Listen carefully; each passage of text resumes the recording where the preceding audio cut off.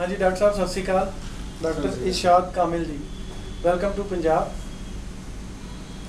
Doctor साहब कुछ दिल दे गल्लां साझियां करना चाहता सी, इस सबबी तुहाडे नाल मुलाकात हुई है क्योंकि वड्डे लोकां नूं कहंदे ने बई टाइम ही नहीं लगता, धरती जिहड़ी तो जांदे ने उत्थे वास्ते टाइम नहीं लगता। मलेरकोटला तो बॉलीवुड तक की उड़ान एडी वड्डी, जिन्हों कि सब तो वड्डी इंडस्ट्री कहा जाता है अज की डेट से, वो किस तरह पॉसीबल हुई जो कि आप गीतकार देखते हैं बड़े बड़े वड्डे पाकिस्तान के भी, वो गल नहीं बन सकती। शायरी है उन्होंने को पर वो गल नहीं बन सकी। बॉलीवुड तक किते ना किते गाठी पाने की, किते ना किते अपने सोर्सिस तो आके इत्थे गल बनाने की कोशिश करते हैं। शायरी बड़ी जबरदस्त है, मैं नाम नहीं लेना चाहवागा, पर गल नहीं बनी। कमर्शियल गीतकारी दे विच इन्नी जल्दी इन्नियां पौड़ियां सिखर ते पहुँच जाना, वो पिछे की राज है? मुकद्दर नूं मनदे हो या किते होर लॉबिंग ਜਾਂ ਕੀ ਚੱਕਰ ਹੈ ਉਹਦਾ? ਉਹਦੀ ਅਸਲੀਅਤ ਥੋੜੀ ਜਿਹੀ ਦੱਸੋ ਪੰਜਾਬੀ ਸਰੋਤਿਆਂ ਨੂੰ। ਪੰਜਾਬ ਅਸਲ ਦੇ ਵਿੱਚ ਆਪਣੇ ਆਪ ਦੇ ਵਿੱਚ ਇੰਨੀ ਖੂਬਸੂਰਤ ਜ਼ਮੀਨ ਹੈ। ਪੰਜਾਬ ਦੀ ਮਿੱਟੀ ਦੇ ਵਿੱਚ ਇਸ਼ਕ ਵੀ ਹੈ, ਪੰਜਾਬ ਦੀ ਮਿੱਟੀ ਦੇ ਵਿੱਚ ਸੰਗੀਤ ਵੀ ਹੈ, ਰੰਗ ਵੀ ਨੇ। ਤੇ ਪੰਜਾਬ ਤੋਂ ਬਾਲੀਵੁੱਡ ਤੱਕ ਦਾ ਜਿਹੜਾ ਸਫ਼ਰ ਹੈ ਉਹ ਮੈਨੂੰ ਆਪਣਾ ਟੀਚਾ ਪਤਾ ਸੀ, ਮੰਜ਼ਿਲ ਪਤਾ ਸੀ। ਉਹ ਸਫ਼ਰ ਕਿਵੇਂ ਤੈਅ ਹੋਏਗਾ ਇਹ ਮੈਨੂੰ ਵੀ ਨਹੀਂ ਪਤਾ ਸੀ, ਜਿਵੇਂ ਕਿ ਕਿਸੇ ਵੀ ਨਵੀਂ ਰਾਹ 'ਤੇ ਚੱਲਣ ਵਾਲੇ ਕਿਸੇ ਵੀ ਮੁਸਾਫਿਰ ਨੂੰ ਨਹੀਂ ਪਤਾ ਹੁੰਦਾ ਰਾਹ ਦੇ ਵਿੱਚ ਕਿਸ ਤਰ੍ਹਾਂ ਦੀਆਂ ਮੁਸ਼ਕਿਲਾਂ ਆਉਣ ਵਾਲੀਆਂ ਨੇ ਜਾਂ ਕਿਸ ਤਰ੍ਹਾਂ ਦੀਆਂ ਮੁਸ਼ਕਿਲਾਂ ਨਹੀਂ ਆਉਣ ਵਾਲੀਆਂ।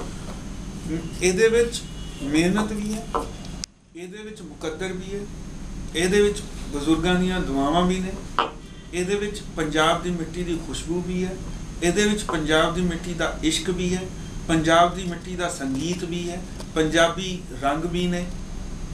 ते वो सारा सांस्कृतिक कल्चर वो सभ्याचार जिहड़ा मेरे नाल बॉम्बे गया, उन्हें शायद बॉम्बे के वासियों नूं साहिर साहब तो बाद या आनंद बख्शी साहब तो बाद या किते गुलजार साहब तो बाद ये लग्या कि एक नवा हवा का बुला आया या एक नवी सोच का एक बंदा आया पंजाबी, जिहड़ा फीलिंग्स नूं या इमोशनस नूं या सेंटीमेंट्स नूं एक इस तरीके नाल देख सकदा है जिहड़े सुपरफिशियल है, जिहड़े बनावटी नहीं है। क्योंकि मैनूं ऐ लगदा है जे असीं सारा देखिया जाए पंजाबियों दे विच बनावट बहुत घट है, बहुत सीधे साफ सुथरे, जे कुछ पसंद है तो पसंद है, जे नहीं पसंद तो नहीं पसंद। और तिकड़मा जिहड़ियां हुंदियां ने बॉलीवुड दे विच बहुत ही देर चलदियां नहीं है। अल्टीमेटली चलदा टैलेंट ही है, चलदी तुहाडी मेहनत ही है।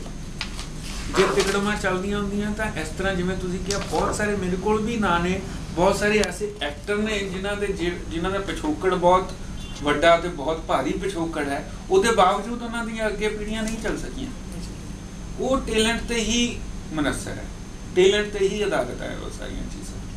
तो मैंने लगता कि ये सारिया मतलब थोड़ी अपनी मेहनत भी सी, थोड़ा रब की मेहरबानी सी, थोड़ी बुजुर्गों दी दुआवां सी, थोड़ा अंदर बचपन दे तो जवानी तक जिहड़ा मेरे नाल मेरे अंदर पंजाब पलिया वो पंजाब सी, जिन्हें मिलजुल के लक फैक्टर काउंट करता है, लक फैक्टर काउंट करता है, किते ना किते लक फैक्टर काउंट करता है, बिल्कुल करता है, पर लक फैक्टर ही काउंट नहीं करता, ही काउंट नहीं करता। ठीक ओबवियसली अजकल जिहड़ी शायरी चल रही है बॉलीवुड दे विच वो सारी कमर्शियल बेस्ड है। पहला देखा जाता भी जो 100 करोड़ लाया तो 120 करोड़ कितना आ रहा, 200 करोड़ कितना आ रहा है।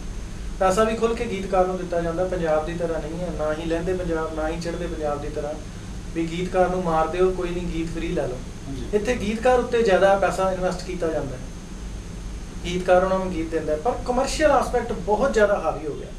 पिछे आप देखिए मोहम्मद रफ़ी साहब की क्या खुशबू से गाणियां दे विच, मतलब कोई मीनिंग हुंदा है गाणियां दा, कोई ट्यून है, कोई उन्होंने कंपोजिशन है, अज भी ताज़ियां ने, अज यंग जनरेशन चों भी उन्होंने ताज़ियां ने। पर अजकल देखा गया भी गाने का ना कोई मुँह ना कोई सिर, उत्थे तुहानूं किते मुश्किल पेश आती है। क्योंकि एक जिहड़ा पोइट है ना, मैन ऑफ पोइट्री का मतलब है कि तुसी शायर हो, बेसिकली दीवानगी हुंदी है। एक जिहड़ा शायर है उन्होंने जदों कमर्शियल आसपैक्ट के उत्ते लिखण नूं दे दिता जाता है, कोई अपना आइटम सॉन्ग जिवें हर फिल्म दे विच आ रहा है, ਤਾਂ ਉਹਦੇ ਵਿੱਚ ਤੁਹਾਨੂੰ ਉੱਥੋਂ ਉੱਥੇ ਤੱਕ ਛਲਾਂਗ ਮਾਰਨ ਲੱਗਿਆ ਕੁਛ ਮਨ 'ਚ ਕੜਵਾਹਟ ਜਾਂ ਵੀ ਇਹ ਮੈਂ ਕੀ ਕਰ ਰਿਹਾ, ਜਾਂ ਸਿਰਫ ਪੈਸੇ ਪਿੱਛੇ ਤਾਂ ਨਹੀਂ ਕਰ ਰਿਹਾ, ਪੈਸੇ ਪਿੱਛੇ ਹੀ ਕਰਨਾ ਹੁੰਦਾ ਲੇਕਿਨ ਪੈਸੇ ਪਿੱਛੇ ਤਾਂ ਨਹੀਂ ਕਰ ਰਿਹਾ, ਤਾਂ ਉਹ ਪੋਇਟ ਕਿੱਥੇ ਜਾਂਦਾ ਉਸ ਵੇਲੇ?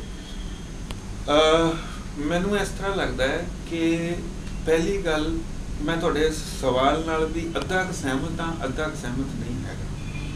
ਜਿੱਥੇ ਪਹਿਲਾਂ ਮੈਂ ਸਹਿਮਤ ਹਾਂ ਮੈਂ ਤੁਹਾਨੂੰ ਉੱਥੇ ਦੱਸ ਦਿੰਦਾ। ਸਹਿਮਤ ਮੈਂ ਇੱਥੇ ਹਾਂ ਕਿ ਪੁਰਾਣਾ ਕੰਮ ਬਹੁਤ ਅੱਛਾ ਹੋਇਆ, ਜਿਵੇਂ ਤੁਸੀਂ ਰਫੀ ਸਾਹਿਬ ਦੇ ਗਾਣਿਆਂ ਦੀ ਗੱਲ ਕੀਤੀ, ਜਾਂ ਮੁਕੇਸ਼ ਜੀ ਦੇ ਗਾਣੇ, ਜਾਂ ਕਿਸ਼ੋਰ ਸਾਹਿਬ ਦੇ, ਲਤਾ ਜੀ ਦੇ। ਅੱਜ ਕੱਲ੍ਹ ਦੇ ਦੌਰ ਦੇ ਵਿੱਚ ਵੀ ਮੈਂ ਗੱਲ ਵਿੱਚੋਂ ਘੱਟ, ਅੱਜ ਕੱਲ੍ਹ ਦੇ ਦੌਰ ਦੇ ਵਿੱਚ ਠੀਕ ਹੈ ਟਵਿਸਟ ਸਾਰੇ ਗਾਣੇ ਆ ਰਹੇ, ਯੰਗ ਜਨਰੇਸ਼ਨ ਨੂੰ ਅੱਛੇ ਲੱਗੇ।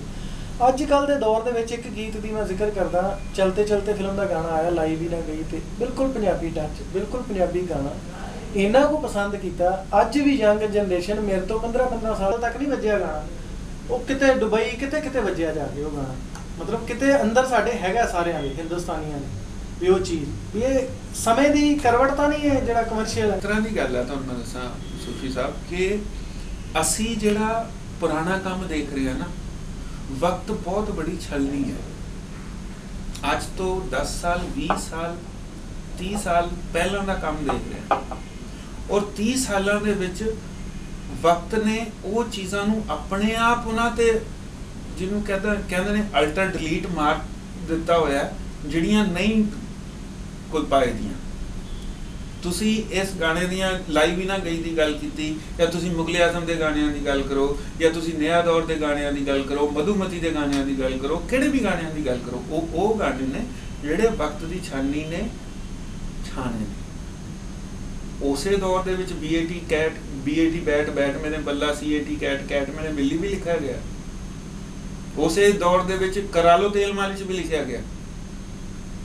ਉਸੇ ਤੂੰ ਹੋਤੀ ਮੈਂ ਹੋਤਾ ਗੂਗਾ, ਤੂੰ ਹੋਤੀ ਚਿੜੀਆ, ਇਹ ਵੀ ਲਿਖਿਆ ਗਿਆ ਉਸੇ ਦੌਰ ਦੇ ਵਿੱਚ। ਸਾਡੇ ਕੋਲ ਵਕਤ ਨੇ ਸਿਰਫ ਹੀਰੇ ਪਹੁੰਚਾਏ ਨੇ, ਕੋਇਲੇ ਪਿੱਛੇ ਰਹਿ ਗਏ ਨੇ। ਅੱਜ ਸਾਡੇ ਕੋਲ ਕੋਇਲੇ ਵੀ ਆ ਰਹੇ ਨੇ ਤੇ ਹੀਰੇ ਵੀ ਆ ਰਹੇ ਨੇ। ਇਹ ਆਉਣ ਵਾਲਾ ਵਕਤ ਦੱਸੇਗਾ ਸਾਨੂੰ 20 ਸਾਲ ਬਾਅਦ। ਤੁਸੀਂ ਇਹੀ ਗੱਲ ਮੈਂ ਕਹਿੰਦਾ ਫੇਰ ਦੁਹਰਾਓਗੇ ਕਿ ਅੱਜ ਤੋਂ 20 ਸਾਲ ਪਹਿਲਾਂ 25 ਸਾਲ ਪਹਿਲਾਂ ਗਾਣੇ ਅੱਛੇ ਹੁੰਦੇ ਸੀ, ਅੱਜ ਗਾਣਿਆਂ ਨੂੰ ਕੀ ਹੋ ਗਿਆ? ਕਿਉਂਕਿ ਇਸ ਟਾਈਮ ਜੋ ਸਾਡੇ ਕੋਲ ਆ ਰਿਹਾ ਉਹ ਸਿਰਫ ਚਾਵਲ ਨਹੀਂ ਆ ਰਿਹਾ, ਨਾਲ ਸਾਡੇ ਧਾਨ ਵੀ ਆ ਰਿਹਾ, ਉਹ ਤੂੜੀ ਵੀ ਆ ਰਹੀ ਹੈ ਉਹਦੇ ਨਾਲ, ਰਾਈਟ। ਇਸ ਕਰਕੇ ਸਾਡੇ ਸਾਹਮਣੇ ਪਿਕਚਰ ਕਲੀਅਰ ਹੈ ਵੀ ਇੱਕ ਪਿਕਚਰ ਦੇ ਵਿੱਚ ਜੇ ਮੰਨ ਲਓ 5 ਗਾਣੇ ਨੇ, 5 ਚੋਂ 2 ਵਧੀਆ ਨੇ, 3 ਐਵੇਂ ਹੀ ਨੇ, ਤਾਂ ਬਚਣੇ 2 ਹੀ ਗਾਣੇ ਨੇ। ਜਿੱਥੇ ਤੱਕ ਮੇਰਾ ਕੰਸਰਨ ਹੈ, ਮੇਰਾ ਤੁਸੀਂ ਪਹਿਲੀ ਮੇਰੀ ਪਿਕਚਰ ਸੀ ਚਮੇਲੀ ਹਿੰਦੀ ਦੀ, ਹਾਂਜੀ, ਕਰੀਨਾ ਕਪੂਰ ਤੇ ਰਾਹੁਲ ਬੋਸ ਦੀ। ਉਹਦੇ ਚ ਆਈਟਮ ਨੰਬਰ ਸੀ ਬਾਹਰ ਦੇ ਵਿੱਚ ਚੱਲਦਾ ਹੈ, ਤੇਰੀ ਹੋ ਗਈ ਯਾਰ ਸਜਣਾ ਵੇ ਸਜਣਾ, मन सात समंदर डोल गया जो तू आंखों से बोल गया, तेरी हो गई यार सजना वे सजना। तुसी ओदी पोएट्री देख लो, वो भी आइटम सॉन्ग। मेरा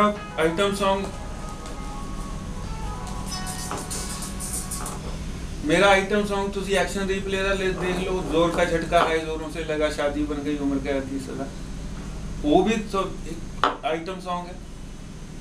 तो आइटम सॉन्ग माड़े होंदे ने ये जरूरी नहीं। सवाल ये है भी असी उन्हां नूं किवें किस नज़रिए नाल देखदे आ। शायरी सिंपल हुंदी चली जा रही। मेरा कहण दा भाव ये नहीं सी भी आइटम सॉन्ग माड़ा हुंदा कोई भी ਉਹਦੇ ਵਿੱਚ ਨਗੇਜ ਦਿਖਾਇਆ ਜਾਂਦਾ ਜਾਂ ਕੋਈ ਐਸੀ ਗੱਲ ਹੈ, बट शायरी बड़ी ਹੋਰ ਹਿਸਾਬ ਦੀ, ਜਿਹਨੂੰ शायरी ਕਿਹਾ ਨਹੀਂ ਜਾ ਸਕਦਾ ਜਾਂ ਵਕਤ ਦੇ ਨਾਲ ਬਦਲ ਰਿਹਾ ਸਾਰਾ। ਇਹ ਕਹਿ ਸਕਦੇ ਹਾਂ।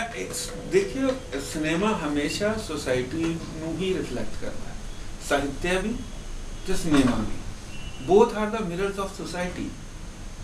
समाज ਦੇ ਹੀ ਦਰਪਣ ਨੇ। ਅੱਜ ਸਾਡੀ ਜ਼ਬਾਨ ਤੋਂ, ਸਾਡੀ ਈਵਨ ਪੰਜਾਬੀ ਜ਼ਬਾਨ ਦੇ ਵਿੱਚ ਅੱਜ ਤੋਂ 25 ਸਾਲ ਪਹਿਲਾਂ ਇੱਕ ਬਹੁਤ ਹੀ ਪਿਆਰਾ ਜਿਹਾ ਉਰਦੂ ਦਾ ਟੱਚ ਹੁੰਦਾ ਸੀ। ਹਾਂਜੀ। ਅੱਜ ਉਹ ਉਰਦੂ ਦਾ ਟੱਚ ਨਿਕਲ ਕੇ ਇੰਗਲਿਸ਼ ਦਾ ਟੱਚ ਆ ਗਿਆ ਪੰਜਾਬੀ ਦੇ ਵਿੱਚ, ਰਾਈਟ। ਸਾਡੀ ਲੈਂਗੁਏਜ ਵੀ ਬਦਲੀ ਹੈ, ਸਾਡੀ ਸੋਚ ਵੀ ਬਦਲੀ ਹੈ, ਸਾਡੀ ਸੁਸਾਇਟੀ ਵੀ ਬਦਲੀ ਹੈ।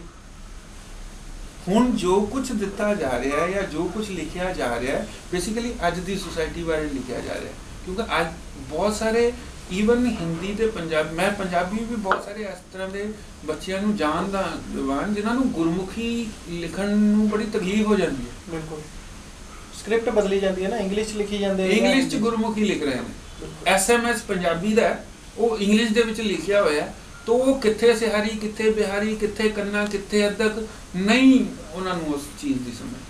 ਠੀਕ। ਬੀਇੰਗ ਅ ਸ਼ਾਇਰ, ਜਿਵੇਂ ਮੈਨ ਆਫ ਪੋਇਟਰੀ ਕਿਹਾ ਜਾਂਦਾ, ਕਮਰਸ਼ੀਅਲ ਤੁਹਾਨੂੰ ਲਿਖਣ ਨੂੰ ਦੇ ਦਿੱਤਾ, ਤੁਸੀਂ ਵੱਧ ਮਿਹਨਤ ਕਰਕੇ ਉਹ ਗਾਣਾ ਹਿੱਟ ਕਰਤੇ, ਸਾਰਾ ਕੁਝ ਹੋ ਗਿਆ, ਪਰ ਕਿਸੇ ਵੇਲੇ ਇੱਕ ਸ਼ਾਇਰ ਇਕੱਲਾ ਵੀ ਤਾਂ ਹੁੰਦਾ, ਕਹਿੰਦੇ ਇਕਾਂਤ ਹੁੰਦਾ ਉਹਦੇ ਅੰਦਰ, ਤਾਂ ਉਹ ਸ਼ਾਇਰ ਜਦੋਂ ਇਕੱਲਾ ਹੁੰਦਾ ਹੈ ਤਾਂ ਉਹ ਆਪਣੇ ਲਈ, ਆਪਣੀ ਰੂਹਦਾਰੀ ਲਈ ਕੁਝ ਰਚਨਾ ਰਚਦਾ ਹੈ, ਕਿ ਉਹਦੇ ਵਿੱਚ ਵੀ ਮੈਂ ਗੀਤਕਾਰੀ ਮੇਰਾ ਇੱਕ ਪ੍ਰੋਫੈਸ਼ਨ ਹੈ, ਤੇ ਕਵਿਤਾ ਨਾਲ ਮੈਨੂੰ ਪਿਆਰ ਹੈ। ਜਿਵੇਂ ਮੈਂ ਮੁਸ਼ਾਇਰੇ ਅਟੈਂਡ ਕਰਦਾ, ਉਰਦੂ ਮੁਸ਼ਾਇਰੇ ਅਟੈਂਡ ਕਰਦਾ, ਜਾਂ ਕਵੀ ਸੰਮੇਲਨਾਂ ਦੇ ਵਿੱਚ ਜਾਣਾ, ਜਾਂ ਜਦ ਮੈਂ ਇਕੱਲਾ ਹੁੰਦਾ ਤਾਂ ਮੈਂ ਵਾਕਈ ਗੀਤ ਨਹੀਂ ਲਿਖਦਾ, ਤਾਂ ਮੈਂ ਨਜ਼ਮ ਲਿਖਦਾ, ਗਜ਼ਲ ਲਿਖਦਾ, ਕਵਿਤਾ ਲਿਖਦਾ, ਤਾਂ ਮੈਂ ਉਸ ਆਪਣਾ ਉਹ ਪੱਖ ਵੇਖਦਾ। ਉਹ ਪੱਖ ਮੈਨੂੰ ਲੱਗਦਾ ਜਿੰਨੀ ਦੇਰ ਅੱਛੀ ਤਰ੍ਹਾਂ ਜ਼ਿੰਦਾ ਹੈ ਕਿਸੇ ਗੀਤਕਾਰ ਦੇ ਵਿੱਚ, ਤਦ ਤੱਕ ਇੱਕ ਸਾਹਿਤ ਦੀ ਮਹਿਕ, ਇੱਕ ਲਿਟਰੇਚਰ ਦੀ ਮਹਿਕ ਆਉਂਦੀ ਰਹੇਗੀ। ਬਿਲਕੁਲ। ਮੈਂ ਕਮਰਸ ਨੂੰ, ਮੈਂ ਸਾਹਿਤ ਨੂੰ ਕਮਰਸ ਨਹੀਂ ਦੇ ਰਿਹਾ, ਮੈਂ ਕਮਰਸ ਨੂੰ ਸਾਹਿਤ ਦੇ ਰਿਹਾ। ਕਮਰਸ ਆਟਾ ਹੈ ਜਿਹੜਾ ਢਿੱਡ ਭਰਦਾ, ਸਾਹਿਤ ਨੂਣ ਹੈ ਜਿਹੜਾ ਸਵਾਦ ਦਿੰਦਾ। ਮੈਂ ਆਟੇ 'ਚ ਨੂਣ ਬਰਾਬਰ ਕਮਰਸ ਦੇ ਵਿੱਚ ਥੋੜਾ ਜਿਹਾ ਲਿਟਰੇਚਰ ਪਾ ਦੇਣਾ। ਜਾਣਕਾਰੀ ਇਹ ਕਹਿੰਦੇ ਵੀ ਗੀਤਕਾਰ ਨੂੰ ਜਦੋਂ ਗੀਤ ਆਉਂਦਾ ਨਾ, ਸ਼ਾਇਰ ਨੂੰ ਨਾਲ ਹੀ ਤਰਜ਼ ਵੀ ਆ ਜਾਂਦੀ ਹੈ। ਅਕਸਰ ਅੱਜ ਕੱਲ੍ਹ ਕਈ ਜਿਹੜੇ ਪੰਜਾਬ ਦੇ ਸ਼ਾਇਰ ਮਸ਼ਹੂਰ ਹੋਏ ਨੇ, ਜਿਹੜੇ ਗਾਇਕ ਵੀ ਨੇ, ਉਹ ਕਹਿੰਦੇ ਨੇ ਮੈਨੂੰ ਆਮਦ ਹੋਈ ਹੈ। ਆਮਦ ਵਰਡ ਬੜਾ ਪਪੂਲਰ ਹੋ ਗਿਆ ਪੰਜਾਬ, ਜਿਵੇਂ ਸੂਫੀ ਗੀਤ। ਚਲੋ ਮੈਂ ਆਪਣੀ ਗੱਲ ਨਹੀਂ ਕਰ ਰਿਹਾ, ਲੇਕਿਨ ਮਤਲਬ ਸਾਹਿਤ ਵਿੱਚ ਇੰਡਸਟਰੀ ਦੇ ਵਿੱਚ ਵੇਚਣ ਦਾ ਢੰਗ ਹੈ, ਚਲੋ ਜੋ ਲੋਕਾਂ ਨੇ ਪਸੰਦ ਕੀਤਾ। ਤਾਂ ਤੁਹਾਨੂੰ ਵੀ ਗੀਤ ਦੇ ਨਾਲ ਇੱਕ ਇਨੀਸ਼ੀਅਲ, ਮੈਨੂੰ ਕਈ ਗੀਤ ਯਾਦ ਨੇ, ਜਿਵੇਂ ਇੱਕ ਗੀਤ ਦੀ ਮੈਂ ਗੱਲ ਕਰਾਂ, ਰਾਜ ਕਾਕੜਾ ਜੀ ਦਾ ਗੀਤ ਸੀਗਾ ਉਹਦਾ, ਰੁੱਤ ਸੱਜਣਾ ਕਿਹੜੀ ਆ ਗਈ, ਜਿੰਦ ਕਲਾਬਾਜ਼ੀਆਂ ਖਾ ਗਈ। ਉਹਨਾਂ ਨੇ ਬੰਬੇ ਉਹਦਾ ਗੀਤ ਗਾਇਆ ਉਹਨਾਂ ਨੇ, ਮੈਂ ਉਹਨਾਂ ਦਾ ਨਾਂ ਨਹੀਂ ਜਾਣਦਾ ਸ਼ਾਇਦ ਗਾਇਕ ਦਾ, ਬੜੇ ਅੱਛੇ ਬੰਬੇ 'ਚ ਗਾਇਕ ਨੇ।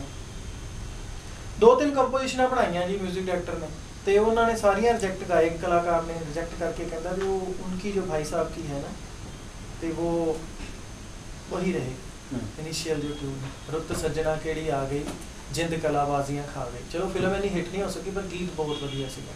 ते उस तरह दी तुहानू भी कोई आमद हुंदी है, इफेक्ट है? जेड़ा मेरा अपना पर्सनल, जेड़ा मैं अपने वास्ते लिखदा,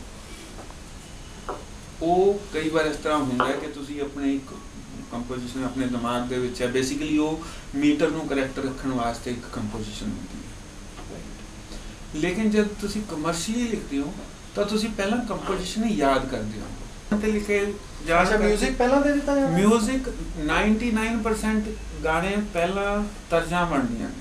ਓਕੇ, ਇਹ ਭਾਵੇਂ ਕੋਈ ਵੀ ਮੇਰੀ ਪਿਕਚਰ ਹੋਵੇ, ਭਾਵੇਂ ਰੌਕ ਸਟਾਰ ਹੋਵੇ, ਭਾਵੇਂ ਜਬ ਵੀ ਮੈਟ ਹੋਵੇ, ਭਾਵੇਂ ਲਵ ਆਜਕਲ ਹੋਵੇ, ਭਾਵੇਂ once upon a time in Mumbai ਹੋਵੇ, ਜਾਂ ਅਜਬ ਪ੍ਰੇਮ ਕੀ ਗਜਬ ਕਹਾਣੀ ਹੋਵੇ, ਸਭ ਦੀਆਂ ਕੰਪੋਜੀਸ਼ਨਾਂ ਪਹਿਲਾਂ ਬਣੀਆਂ ਨੇ, ਕੰਪੋਜੀਸ਼ਨਾਂ ਪਹਿਲਾਂ ਬਣੀਆਂ ਨੇ। ਉਹ ਤੋਂ ਬਾਅਦ ਫਿਰ ਉਹਨਾਂ ਦੇ ਲਿਰਿਕਸ ਲਿਖੇ ਗਏ। ਮਜ਼ਾ ਜਾਂ ਚੈਲੰਜ ਇਹ ਹੈ ਕਿ ਤੁਸੀਂ ਕੰਪੋਜੀਸ਼ਨ ਨੂੰ ਤੇ ਲਿਰਿਕਸ ਨੂੰ ਇੰਨਾ ਕੁ ਰਲਾ ਮਿਲਾ ਦਿਓ ਕਿ ਸਮਝਣ ਵਾਲਾ ਸਮਝ ਨਾ ਸਕੇ ਕਿ ਇਹ ਗੀਤ ਪਹਿਲਾਂ ਲਿਖਿਆ ਗਿਆ ਹੈ ਜਾਂ ਤਰਜ਼ ਪਹਿਲਾਂ ਬਣਾਈ ਗਈ ਹੈ। ਇਹ ਤੁਹਾਡਾ ਚੈਲੰਜ। ਤੇ ਜਦ ਤੁਸੀਂ ਕਿਸੇ ਦੀ ਬਣਾਈ ਹੋਈ ਕੰਪੋਜੀਸ਼ਨ ਨੂੰ ਦਿਮਾਗ 'ਚ ਰੱਖ ਕੇ ਗੀਤ ਲਿਖਦੇ ਹੋ ਤਾਂ ਤੁਹਾਡੇ ਆਪਣੀ ਕੰਪੋਜੀਸ਼ਨ ਆਉਣ ਦਾ ਥੋੜਾ ਜਿਹਾ ਚਾਂਸ ਘੱਟ ਜਾਂਦਾ। ਪੰਜਾਬ ਦੇ ਵਿੱਚ ਇਹ ਜ਼ਰੂਰ ਹੋ ਸਕਦਾ, ਪੰਜਾਬ ਦੇ ਵਿੱਚ ਹੋ ਸਕਦਾ ਕਿਉਂਕਿ ਜਿਹੜੇ ਗੀਤਕਾਰ ਨੇ, ਪੰਜਾਬੀ ਗੀਤਕਾਰ ਨੇ, ਉਹ ਜ਼ਿਆਦਾਤਰ ਗਾ ਕੇ ਗੀਤ ਲਿਖਦੇ ਨੇ ਔਰ ਜੋ ਉਹ ਗਾਉਂਦੇ ਨੇ ਉਹ ਉਹਨਾਂ ਦਾ ਆਪਣਾ ਹੁੰਦਾ ਹੈ, ਔਰ ਜੋ ਉਹਨਾਂ ਦਾ ਆਪਣਾ ਹੁੰਦਾ ਹੈ ਉਹ 99% ਬੋਰੋਡ ਹੁੰਦਾ ਹੈ। ਬੋਰੋਡ ਹੁੰਦਾ ਹੈ, ਉਹ ਕਿਸੇ ਨਾ ਕਿਸੇ ਫੋਕ ਤੋਂ ਬੋਰੋਡ ਹੁੰਦਾ ਹੈ, ਉਹ ਕਿਸੇ ਨਾ ਕਿਸੇ ਪੁਰਾਣੀ ਸੁਣੀ ਹੋਈ ਕਿਸੇ ਕੰਪੋਜੀਸ਼ਨ ਤੋਂ ਬੋਰੋਡ ਹੁੰਦਾ ਹੈ, ਉਹ ਕਿਸੇ ਨਾ ਕਿਸੇ ਕਿਤੇ ਸੁਰਿੰਦਰ ਕੌਰ, ਯਮਲਾ ਜੱਟ ਕਿਤੋਂ ਨਿਕਲੀ ਹੋਈ ਕੋਈ ਚੀਜ਼ ਹੁੰਦੀ ਹੈ ਜਿਹੜੀ ਭੁੱਲ ਗਈ ਹੁੰਦੀ ਹੈ ਪਰ ਅਨਕੌਂਸ਼ੀਅਸ ਮਾਈਂਡ 'ਚ ਕਈ ਵਾਰ। ਬਿਲਕੁਲ ਠੀਕ ਹੈ, ਤੁਹਾਡੇ ਨਾਲ ਬਿਲਕੁਲ ਸਹਿਮਤ। 2-3 ਕੰਪੋਜੀਸ਼ਨਾਂ 4 ਜੋੜ ਕੇ ਤੁਹਾਡੇ ਚੋਂ ਕੰਪੋਜੀਸ਼ਨ ਬਾਹਰ ਆ ਜਾਂਦੀ ਹੈ। ਇਹ ਕਹਿਣ ਲੱਗੇ ਬਹੁਤ ਹੀ ਦੁੱਖ ਵੀ ਹੁੰਦਾ, ਪਰ ਮੈਨੂੰ ਸ਼ਰਮ ਕੋਈ ਨਹੀਂ ਹੁੰਦੀ ਕਿ ਅਸੀਂ ਨਾ ਪੰਜਾਬੀ ਲੋਕ, ਅਸੀਂ ਸਾਡਾ ਫੋਕ ਬਹੁਤ ਰਿਚ ਹੈ, ਪਰ ਅਸੀਂ ਐਸੇ ਵਿੱਚ ਬਹੁਤ ਖੁਸ਼ ਹਾਂ ਕਿ ਸਾਡਾ ਫੋਕ ਬਹੁਤ ਰਿਚ ਹੈ, ਰਾਈਟ। ਅਸੀਂ ਉਹਦੇ 'ਚ ਹੀ ਆਪਣੇ ਆਪ ਨੂੰ ਇੰਨਾ ਕਿ ਇਨਵੋਲਵ ਰੱਖਦੇ ਹਾਂ ਕਿ ਅਸੀਂ ਨਵਾਂ ਕੁਝ ਕਰਨ ਦੀ ਸੋਚਦੇ ਹੀ ਨਹੀਂ ਹੈਗੇ। ਅਸੀਂ ਕੁਝ ਹੋਰ ਉਹ ਤੋਂ ਬਾਹਰ ਨਿਕਲ ਕੇ ਕੁਝ ਵੀ ਕਰਨ ਦੀ ਨਹੀਂ ਸੋਚਦੇ ਹੈਗੇ। ਮਤਲਬ ਕੋਈ ਭਾਵੇਂ ਉਹ ਪੰਜਾਬੀ ਸਿੰਗਰ ਹੈ, ਉਹ ਭਾਵੇਂ ਪੰਜਾਬੀ ਮਿਊਜ਼ਿਕ ਡਾਇਰੈਕਟਰ ਹੈ, ਤੁਹਾਨੂੰ ਕੋਈ ਕੰਪੋਜੀਸ਼ਨ ਸੁਣ ਕੇ ਐ ਨਹੀਂ ਲੱਗੇਗਾ ਅਰੇ ਯਾਰ ਕਿਆ ਨਵੀਂ ਕੰਪੋਜੀਸ਼ਨ ਕੀਤੀ ਹੋਈ ਹੈ ਯਾਰ, ਕਿਆ ਕਮਾਲ ਦਾ ਕੰਮ ਕੀਤਾ ਹੋਇਆ। ਤੁਹਾਨੂੰ ਉਹੀ ਕਿਤੇ ਨਾ ਕਿਤੇ ਘੁੰਮ ਫਿਰ ਕੇ ਕਿਸੇ ਬੋਲੀ ਨਾਲ ਮਿਲ ਜਾਏਗੀ ਗੱਲ, ਕਿਤੇ ਘੁੰਮ ਫਿਰ ਕੇ ਕੋਈ ਭਾਵੇਂ ਮਤਲਬ ਕਿਸੇ ਹੋਰ ਕਿਤੇ ਨਾ ਕਿਤੇ ਤੁਹਾਡੇ ਕਹਿਣ ਦਾ ਭਾਵ ਇਹ ਮਿਊਜ਼ਿਕ ਪਹਿਲਾਂ ਬਣੇ, ਉਹਦੀ ਮਿਊਜ਼ਿਕ ਡਾਇਰੈਕਟਰ ਦੀ ਸੋਚ ਦੇ ਮੁਤਾਬਕ ਮਿਊਜ਼ਿਕ ਪਹਿਲਾਂ ਬਣ ਕੇ ਉਹਦੇ ਤੇ ਗਾਣਾ ਲਿਖਾਇਆ ਜਾਵੇ ਤਾਂ ਕਿਤੇ ਨਾ ਕਿਤੇ ਬਿਹਤਰ ਵੀ ਤਾਂ ਹੋ ਸਕਦਾ ਵੀ ਤੁਸੀਂ 1 ਮੀਟਰ ਤੇ ਗਾਣਾ, ਫੋਰ ਐਗਜ਼ਾਮਪਲ ਲੱਠੇ ਦੀ ਚਾਦਰ ਉੱਤੇ ਸਲੇਟੀ ਰੰਗ ਮੰਗਿਆ ਤੇ ਮੈਂ ਇੱਕ ਗਾਣਾ ਲਿਖ ਦੇਣਾ ਇਸੇ ਮੀਟਰ ਤੇ, ਮਿਊਜ਼ਿਕ ਡਾਇਰੈਕਟਰ ਵੀ ਤਾਂ ਉਹਨੂੰ ਕਿਤੇ ਚੱਕ ਕੇ ਹੋਰ ਲੈ ਕੇ ਜਾ ਸਕਦਾ। ਬਿਲਕੁਲ ਇਹ ਮਤਲਬ ਹਰ ਪੱਖ ਤੇ ਫ੍ਰੈਂਕਲੀ ਜੇ ਸੱਚ ਪੁੱਛੋ ਮੈਨੂੰ ਤਾਂ ਇੱਕ ਕੰਫਰਟ ਜ਼ੋਨ ਤੋਂ ਇੱਕ ਨਾ ਬਾਹਰ ਆਉਣ ਦੀ ਆਦਤ ਹੈ। ਠੀਕ, ਪਰ ਜਿਵੇਂ ਮੈਂ ਤੁਹਾਨੂੰ ਇੱਕ ਐਗਜ਼ਾਮਪਲ ਦਿੱਤੀ, ਮੈਂ ਬਹੁਤਾ ਤਾਂ ਨਹੀਂ ਕਿਤੇ ਉਹਨਾਂ ਨਾਲ ਬੈਠਿਆ ਸਿਟਿੰਗ ਕੀਤੀ, ਮੈਨੂੰ ਉਸ ਸਿਟਿੰਗ ਦਾ ਪਤਾ ਹੈ। ਉਹ ਸਿੰਗਰ ਨੇ ਕਹਿਤਾ ਇਹੀ ਟਿਊਨ ਚੱਲੇਗੀ, ਰੁੱਤ ਸੱਜਣਾ ਕਿਹੜੀ ਆ ਗਈ, ਜਿੰਦ ਕਲਾ ਬਾਜ਼ੀਆਂ ਖਾ ਗਈ। ਇਹਦੀਆਂ ਕੰਪੋਜੀਸ਼ਨਾਂ ਬੜੇ ਵਧੀਆ, ਮੈਂ ਨਾਂ ਨਹੀਂ ਲਵਾਂਗਾ, ਮਿਊਜ਼ਿਕ ਡਾਇਰੈਕਟਰਸ ਨੇ ਬਣਾਈਆਂ। ਉਹ ਕਹਿੰਦੇ ਰਾਈਟਰ ਦੀ ਕੰਪੋਜੀਸ਼ਨ ਚੱਲੇਗੀ ਯਾਰ, ਅੰਦਰੋਂ ਨਿਕਲੀ ਹੋਈ ਹੈ। ਉਹ ਗਾਣਾ ਹਿੱਟ ਹੈ ਨਾ, ਮੈਂ ਬੜਾ ਹਿੱਟ ਹੋਇਆ। ਚੰਨਾ ਦੂਰ ਹੁੰਦਾ ਹੁੰਦਾ ਕਿਤੇ ਦੂਰ ਹੀ ਨਾ ਹੋ ਜੀ, ਇਹ ਰਾਈਟਰ ਦੀ ਕੰਪੋਜੀਸ਼ਨ ਆਂਦਾ। ਕਿਉਂਕਿ ਹੁਣ ਚੀਜ਼ਾਂ ਥੋੜੀਆਂ ਹੋਰ ਹੋ ਗਈਆਂ ਨੇ, ਜਿਵੇਂ ਆਨੰਦ ਬਖਸ਼ੀ ਸਾਹਿਬ ਸੀ ਸਾਡੇ, ਹਾਂਜੀ, ਉਹ ਆਪਣੇ ਆਪ ਦੇ ਵਿੱਚ ਸਿੰਗਰ ਸੀ। ਅੱਛਾ ਜੀ, ਆਪਣੇ ਆਪ ਦੇ ਵਿੱਚ ਕੰਪਲੀਟ ਸਿੰਗਰ ਸੀ। ਮੋਮ ਕੀ ਗੁੜੀਆ ਦੇ ਵਿੱਚ ਪੂਰੀ ਪਿਕਚਰ ਦੇ ਗਾਣੇ ਉਹਨਾਂ ਨੇ ਗਾਏ ਹੋਏ ਨੇ। ਅੱਛਾ ਜੀ, ਬਾਗੋਂ ਮੇਂ ਬਹਾਰ ਆਈ ਉਹਨਾਂ ਦਾ ਕਿੰਨਾ ਹਿੱਟ ਗਾਣਾ। ਤੇ ਇਹ ਹੁਣ ਜਿਹੜੇ ਅੱਜ ਦੇ ਲਿਰਿਸਿਸਟ ਨੇ ਨਾ, ਅੱਜ ਦੇ ਲਿਰਿਸਿਸਟ ਦੇ ਵਿੱਚ ਸਾਰੇ ਹੀ ਅੱਛੇ ਸਿੰਗਰ ਹੋਣ ਜਾਂ ਸਾਰੇ ਹੀ ਕੰਪੋਜੀਸ਼ਨ ਉਸ ਤਰ੍ਹਾਂ ਸੋਚਦੇ ਹੋਣ, ਇਹ ਜ਼ਰੂਰੀ ਨਹੀਂ ਹੈਗਾ। ਮੇਰੇ ਨਾਲ ਵੀ ਕਦੇ ਕਦਾਰ ਇਹ ਚੀਜ਼ ਹੁੰਦੀ ਹੈ, ਪਰ ਇਹ ਹਮੇਸ਼ਾ ਹੁੰਦੀ ਹੈ ਇਹ ਨਹੀਂ। ਜਿਹੜਾ ਤੁਹਾਡਾ ਸਵਾਲ ਸੀ ਕਿ ਮੇਰੇ ਕੋਲ ਜੇ ਗੀਤ ਆਉਂਦਾ ਕੋਈ ਜਾਂ ਮੇਰੇ ਦਿਮਾਗ ਦੇ ਵਿੱਚ ਕੋਈ ਖਿਆਲ ਆਉਂਦਾ, ਵਿਚਾਰ ਆਉਂਦਾ, ਉਹ ਵਿਦ ਕੰਪੋਜੀਸ਼ਨ ਆਉਂਦਾ ਜਾਂ ਨਹੀਂ ਆਉਂਦਾ, 90% ਕੇਸਿਸ ਦੇ ਵਿੱਚ ਮੇਰੇ ਕੋਲ ਵਿਦਆਊਟ ਕੰਪੋਜੀਸ਼ਨ ਆਉਂਦਾ। ਠੀਕ। ਹੋਰ ਪੰਜਾਬੀ ਜਿਵੇਂ ਆਪਾਂ ਦੇਖਿਆ ਕਿ ਬਾਲੀਵੁੱਡ 'ਚ ਚਲੇ ਜਾਂਦੇ ਨੇ ਪੰਜਾਬੀ, ਕਿਤੇ ਨਾ ਕਿਤੇ ਆਪਣੀ ਮਾਂ ਬੋਲੀ ਦਾ ਰਿਣ ਉਤਾਰਨ ਦਾ, ਜਾਂ ਕਿਤੇ ਨਾ ਕਿਤੇ ਜਿੱਥੇ ਖੇਡਿਆ ਹੁੰਦਾ ਬੰਦਾ, ਜਿਹੜੇ ਵਿਹੜਿਆਂ ਦੇ ਵਿੱਚ, ਤੁਸੀਂ ਮਲੇਰਕੋਟਲਾ ਦੀ ਗੱਲ ਕੀਤੀ, ਮੈਂ ਉੱਥੇ ਜੰਮਿਆ ਪਲਿਆ, ਪੰਜਾਬ ਯੂਨੀਵਰਸਿਟੀ ਤੋਂ ਡਾਕਟਰੇਟ ਦੀ ਡਿਗਰੀ ਤੁਸੀਂ ਲਈ ਹੈ। ਕਿਤੇ ਨਾ ਕਿਤੇ ਜਦੋਂ ਪੈਸਾ ਵੀ ਆ ਜਾਂਦਾ, ਸ਼ੋਹਰਤ ਵੀ ਆ ਜਾਂਦੀ, ਸਾਰਾ ਕੁਝ, ਕਿਤੇ ਨਾ ਕਿਤੇ ਆਪਣਾ ਕਲਚਰ ਦਾ, ਆਪਣੀ ਮਾਂ ਬੋਲੀ ਦਾ ਰਿਣ ਉਤਾਰਨ ਦਾ ਸਮਾਂ ਆ ਜਾਂਦਾ। ਭਾਵੇਂ ਅੱਜ ਕੱਲ੍ਹ ਹਿੰਦੀ ਫਿਲਮਾਂ 'ਚ ਪੰਜਾਬੀ ਤੜਕਾ ਲਾਣਾ ਲਾਜ਼ਮੀ ਕਰਾਰ ਦੇ ਦਿੱਤਾ ਉਹਨਾਂ ਨੇ, ਵੀ ਪੰਜਾਬੀ ਤੜਕਾ ਰੱਖਾਂਗੇ ਤਾਂ ਚਲੋ ਉੱਧਰ ਦੇ ਲੋਕ ਫਿਲਮ ਦੇਖਣ ਜਾਂਦੇ ਨੇ। ਹੁਣ ਸ਼ੁਕਰ ਹੈ ਕਹਿੰਦੇ ਵੀ ਸਿਨੇਮਿਆਂ ਵੱਲ ਲੋਕਾਂ ਦਾ ਮੁਹਾਰ ਬਣਿਆ, ਫਿਲਮ ਹਿੱਟ ਹੁੰਦੀ ਸਭ ਕੁਝ। ਤੇ ਕਿਤੇ ਨਾ ਕਿਤੇ ਤੁਸੀਂ ਆਪਣਾ ਵੀ ਪੰਜਾਬੀ ਗਾਣਾ, ਪਿਓਰ ਪੰਜਾਬੀ, ਮਤਲਬ ਤੁਸੀਂ ਨੈਟ ਤੇ ਵੀ ਦੇਖ ਸਕਦੇ ਹੋ, ਗੂਗਲ ਕਰਕੇ ਗੱਲ ਨੂੰ, ਪਿਓਰ ਪੰਜਾਬੀ ਦਾ ਪਹਿਲਾ ਗਾਣਾ ਮੇਰਾ ਹੀ ਸੀ, ਮੌਜਾਂ ਹੀ ਮੌਜਾਂ। ਉਹ ਤੋਂ ਬਾਅਦ ਟ੍ਰੈਂਡ ਇਹ ਸ਼ੁਰੂ ਹੋਇਆ, ਪਿਓਰ ਪੰਜਾਬੀ ਮੌਜਾਂ ਹੀ ਮੌਜਾਂ। ਜਗ ਸਾਰਾ ਨਿਖਰ ਗਿਆ, ਹੁਣ ਪਿਆਰ ਹਵਾ ਦੇ ਵਿੱਚ ਵਿਖਰ ਗਿਆ, ਦਿਲ ਤੇਰਾ ਹੋਈ ਜਾਵੇ, ਅੰਬਰਾਂ ਨੂੰ ਛੋਈ ਜਾਵੇ, ਮਾਰ ਉਡਾਰੀ ਦੇਖੋ ਸ਼ਿਖਰ ਗਿਆ, ਹੁਣ ਮੌਜਾਂ ਹੀ ਮੌਜਾਂ। ਨਿਮਾਹੀ ਮੇਰਾ ਸ਼ਰਬਤ ਵਰਗਾ, ਨਿਮਾਹੀ ਤੈਨੂੰ ਗੱਟ ਗੱਟ ਪੀ ਲਾ। ਇਹ ਜਬ ਵੀ ਮੈਟ 2007 ਤੋਂ ਚੱਲਿਆ ਹੋਇਆ ਟ੍ਰੈਂਡ ਹੈ। ਪਿਓਰ ਪੰਜਾਬੀ ਦਾ ਗਾਣਾ ਜਿਹ 'ਚ ਇੱਕ ਵਰਡ ਵੀ ਹਿੰਦੀ ਦਾ ਨਹੀਂ ਹੈਗਾ, ਇੱਕ ਵਰਡ ਵੀ। ਇਹ ਕਦੇ ਜੇ ਉਹ ਕਰੈਕਟਰ ਉਸ ਤਰ੍ਹਾਂ ਬਿਲਕੁਲ ਪੰਜਾਬੀ ਨਹੀਂ ਹੈਗਾ ਤਾਂ ਕਿਤੇ ਨਹੀਂ। ਮੈਂ ਹਾਲਾਂਕਿ ਲੰਬੀ ਜੁਦਾਈ ਹੋਇਆ, 4 ਦਿਨਾਂ ਦਾ ਮੇਲ ਰੰਬਾ, ਲੰਬੀ ਜੁਦਾਈ, ਐਕਸਪੈਰੀਮੈਂਟ ਬਹੁਤ ਹੋਇਆ। ਬਖਸ਼ੀ ਸਾਹਿਬ ਨੇ ਬਹੁਤ ਐਕਸਪੈਰੀਮੈਂਟ ਕੀਤਾ। ਵਿਛੜੇ ਗਾਣਾ ਉੱਥੋਂ ਸ਼ੁਰੂ ਹੁੰਦਾ, ਵਿਛੜੇ ਵੀ ਤੋਂ ਕੱਲ ਪਰਸੋਂ, ਹੀਰੋ ਫਿਲਮ ਦਾ ਗਾਣਾ। ਜਾਂ ਇੱਕ ਹਲਕਾ ਜਿਹਾ ਹਿੰਦੀ ਲਾਈਨ ਦੇ ਵਿੱਚ ਇੱਕ ਵਰਡ ਪੰਜਾਬੀ ਦਾ ਆ ਜਾਣਾ ਹੋ ਜਾਂਦਾ। ਇੱਕ ਜਿਹਨੂੰ ਪਿਓਰ ਪੰਜਾਬੀ ਕਹਿੰਦੇ ਨੇ ਨਾ, ਉਹ ਮੌਜਾਂ ਹੀ ਮੌਜਾਂ ਤੋਂ ਸ਼ੁਰੂ ਹੋਇਆ। ਈਵਨ ਮੇਰਾ ਟਵਿਸਟ ਗਾਣਾ ਇੰਗਲਿਸ਼ ਔਰ ਪੰਜਾਬੀ ਪਿਓਰ ਗਾਣਾ, ਵਿਕਟ ਸ਼ਿਕਟ ਸੀ ਦੁਨੀਆ ਚੱਲੇ ਫਿਰ ਵੀ ਯਾਰੋ ਬੱਲੇ ਬੱਲੇ। ਮਤਲਬ ਜੋ ਵੀ ਪੰਜਾਬੀ ਬੋਲੀ ਦਾ ਰਿਣ ਦੀ ਗੱਲ ਨਹੀਂ ਹੈਗੀ। ਤੁਸੀਂ ਕਿਸੇ ਵੀ ਬੋਲੀ ਦਾ ਕੁਝ ਲਿਖ ਕੇ, ਇੱਕ ਕਿਤਾਬ ਲਿਖ ਕੇ ਜਾਂ 4 ਗੀਤ ਲਿਖ ਕੇ ਜਾਂ 10 ਗਾਣੇ ਗਾ ਕੇ ਜਾਂ 2 ਫਿਲਮਾਂ ਕਰਕੇ ਰਿਣ ਨਹੀਂ ਤੁਸੀਂ ਉਤਾਰ ਸਕਦੇ। ਠੀਕ ਹੈ। ਅਸੀਂ ਮਾਂ ਬੋਲੀ ਕਿਉਂ ਕਹਿੰਦੇ ਆ? ਅੱਗੇ ਮਾਂ ਹੈ, ਪਿੱਛੇ ਬੋਲੀ ਹੈ। ਮਾਂ ਦਾ ਕੋਈ ਰਿਣ ਉਤਾਰ ਸਕਦਾ ਨਹੀਂ। ਜੋ ਵੀ ਕਰ ਲਓ ਤਾਂ ਰਿਣ ਉਤਾਰਨ ਵਾਲੀ ਗੱਲ ਨਹੀਂ, ਮੁਹੱਬਤ ਵਾਲੀ ਗੱਲ ਹੈ ਵੀ ਤੁਹਾਡੇ ਨਾਲ ਕਿੰਨੀ ਦੇਰ ਚੱਲ ਰਹੀ ਹੈ ਉਹ ਚੀਜ਼, ਕਿੰਨੀ ਮੁਹੱਬਤ ਹੈ ਤੁਹਾਨੂੰ। ਬਿਲਕੁਲ। ਈਵਨ ਮੇਰੇ ਤੇ ਅਗਰ ਤੁਸੀਂ ਸੱਚ ਪੁੱਛੋ ਤਾਂ ਬਹੁਤ ਸਾਰੇ ਜਿਹੜੇ ਨਾਰਥ ਇੰਡੀਅਨ ਕਹਿ ਲਓ ਜਾਂ ਪੰਜਾਬੀ ਲਿਰਿਸਿਸਟ ਨੇ ਜਾਂ ਇੱਕ ਲੌਬੀ ਜੋ ਵੀ ਹੈ, ਉਹ ਮੇਰੇ ਤੇ ਇਲਜ਼ਾਮ ਲਾਉਂਦੀ ਹੈ ਇਹ ਪੰਜਾਬੀਅਤ ਨੂੰ ਲੈ ਕੇ ਆ ਗਿਆ, ਹਰ ਇੱਕ ਗਾਣੇ ਦੇ ਵਿੱਚ ਪੰਜਾਬੀ ਘੁਸੇੜ ਦਿੰਦਾ। ਜਦ ਕਿ ਇਸ ਤਰ੍ਹਾਂ ਦੀ ਗੱਲ ਨਹੀਂ ਹੈਗੀ। ਮੈਨੂੰ ਮਤਲਬ ਪੰਜਾਬੀ ਨਹੀਂ ਮੈਂ ਮੰਨਦਾ, ਮੈਂ ਆਥੈਂਟਿਸਿਟੀ ਤੇ ਚੱਲਦਾ। ਹੁਣ ਤੁਸੀਂ ਇੱਕ ਪੰਜਾਬ ਦਾ ਕਰੈਕਟਰ ਬਣਾਇਆ ਤੇ ਉਹ ਪੰਜਾਬੀ ਦੇ ਵਿੱਚ ਥੋੜੀ ਬਹੁਤ ਗੱਲ ਨਹੀਂ ਕਰੇਗਾ ਤਾਂ ਉਹ ਕਾਹਦਾ ਪੰਜਾਬੀ? ਹੁਣ ਇੱਥੇ ਆ ਕੇ ਉਹ ਪਿਓਰ ਹਿੰਦੀ ਦੇ ਵਿੱਚ ਤਾਂ ਗੱਲ ਨਹੀਂ ਕਰਨ ਲੱਗਿਆ, ਨਾ ਮਰਾਠੀ 'ਚ ਗੱਲ ਕਰੇਗਾ, ਬਿਲਕੁਲ ਤਾਂ ਪੰਜਾਬੀ 'ਚ ਗੱਲ ਕਰੇਗਾ। ਇਹ ਜ਼ਰੂਰਤ ਹੈ ਕਰੈਕਟਰ ਦੀ, ਉਹ ਮੇਰੀ ਮੁਹੱਬਤ ਹੈ ਆਪਣੀ ਇੱਕ ਜ਼ੁਬਾਨ ਨਾਲ। ਪਾਕਿਸਤਾਨ ਤੋਂ ਨਾ ਇੱਕ ਰਾਈਟਰ ਨੇ, ਉਹਨਾਂ ਦਾ ਲੇਖ ਛਪਦਾ ਹੁੰਦਾ ਆਰਿਫ ਆਜ਼ਮੀ, ਉਹਨਾਂ ਦੀ ਜਿਹੜੀ ਪੰਜਾਬੀ ਨਾਲ ਪਹਿਲਾਂ ਕਹਿੰਦਾ ਹਿੰਦੂ ਮੁਸਲਿਮ ਤੇ ਸਿੱਖ ਪਹਿਲਾਂ ਪੰਜਾਬੀ ਹੋਵੋ, ਇਕੱਠੇ ਹੋ ਜਾਓ, ਪਹਿਲਾਂ ਆਪਣੀਆਂ ਲੈਂਗੁਏਜ ਛੱਡ ਦਿਓ, ਆਪਣੇ ਧਰਮ ਛੱਡ ਦਿਓ, ਪਹਿਲਾਂ ਇਕੱਠੇ ਹੋ ਤੁਸੀਂ, ਹੁਣ ਫਿਰ ਇਕੱਠੇ ਹੋ ਜਾਓ। ਮੈਨੂੰ ਬੜਾ ਆਨੰਦ ਆਇਆ ਉਹ ਪੜ੍ਹ ਕੇ। ਮੈਂ SM ਸਾਦਿਕ ਸਾਹਿਬ ਪਾਕਿਸਤਾਨ ਤੋਂ ਆਏ ਸੀ, ਉਹਨਾਂ ਨੂੰ ਸਵਾਲ ਇਹੀ ਕੀਤਾ ਸੀ ਵੀ ਪੰਜਾਬੀ ਨੂੰ ਮਾਰਨ ਦੇ ਯਤਨ ਕਿਉਂ ਨੇ ਪਾਕਿਸਤਾਨ 'ਚ ਵੀ? ਚਲੋ ਹਿੰਦੁਸਤਾਨ 'ਚ ਤੇ ਪੰਜਾਬ 'ਚ ਤਾਂ ਮਾਰਨ ਦੇ ਯਤਨ ਹੈ ਨੇ, ਹੁਣ ਐਕਟ ਬਣਾਉਣਾ ਪਿਆ ਇਹਨਾਂ ਨੂੰ ਤੇ ਐਡੀ ਤਰੱਕੀ ਦੀ ਬੁਲੰਦੀਆਂ ਤੇ ਹੈ, ਠੀਕ ਹੈ। ਇੱਥੇ ਪੰਜਾਬ 'ਚ ਪੰਜਾਬੀ ਰਾਈਟਰਸ ਨੂੰ ਇੰਨਾ ਪੇ ਨਹੀਂ ਕੀਤਾ ਜਾਂਦਾ, ਬੜੀ ਮਾੜੀ ਹੈ ਉਹ। ਮੈਂ ਸਰਕਾਰ ਅੱਗੇ ਵੀ ਆਪਣੀਆਂ ਲਿਖਤਾਂ ਦੇ ਜ਼ਰੀਏ ਵੀ ਜ਼ਿਕਰ ਕਰਦਾ ਰਹਿਣਾ ਅਕਸਰ ਵੀ ਰਾਈਟਰ ਦੀ ਪੋਜੀਸ਼ਨ ਬੜੀ ਮਾੜੀ ਹੈ।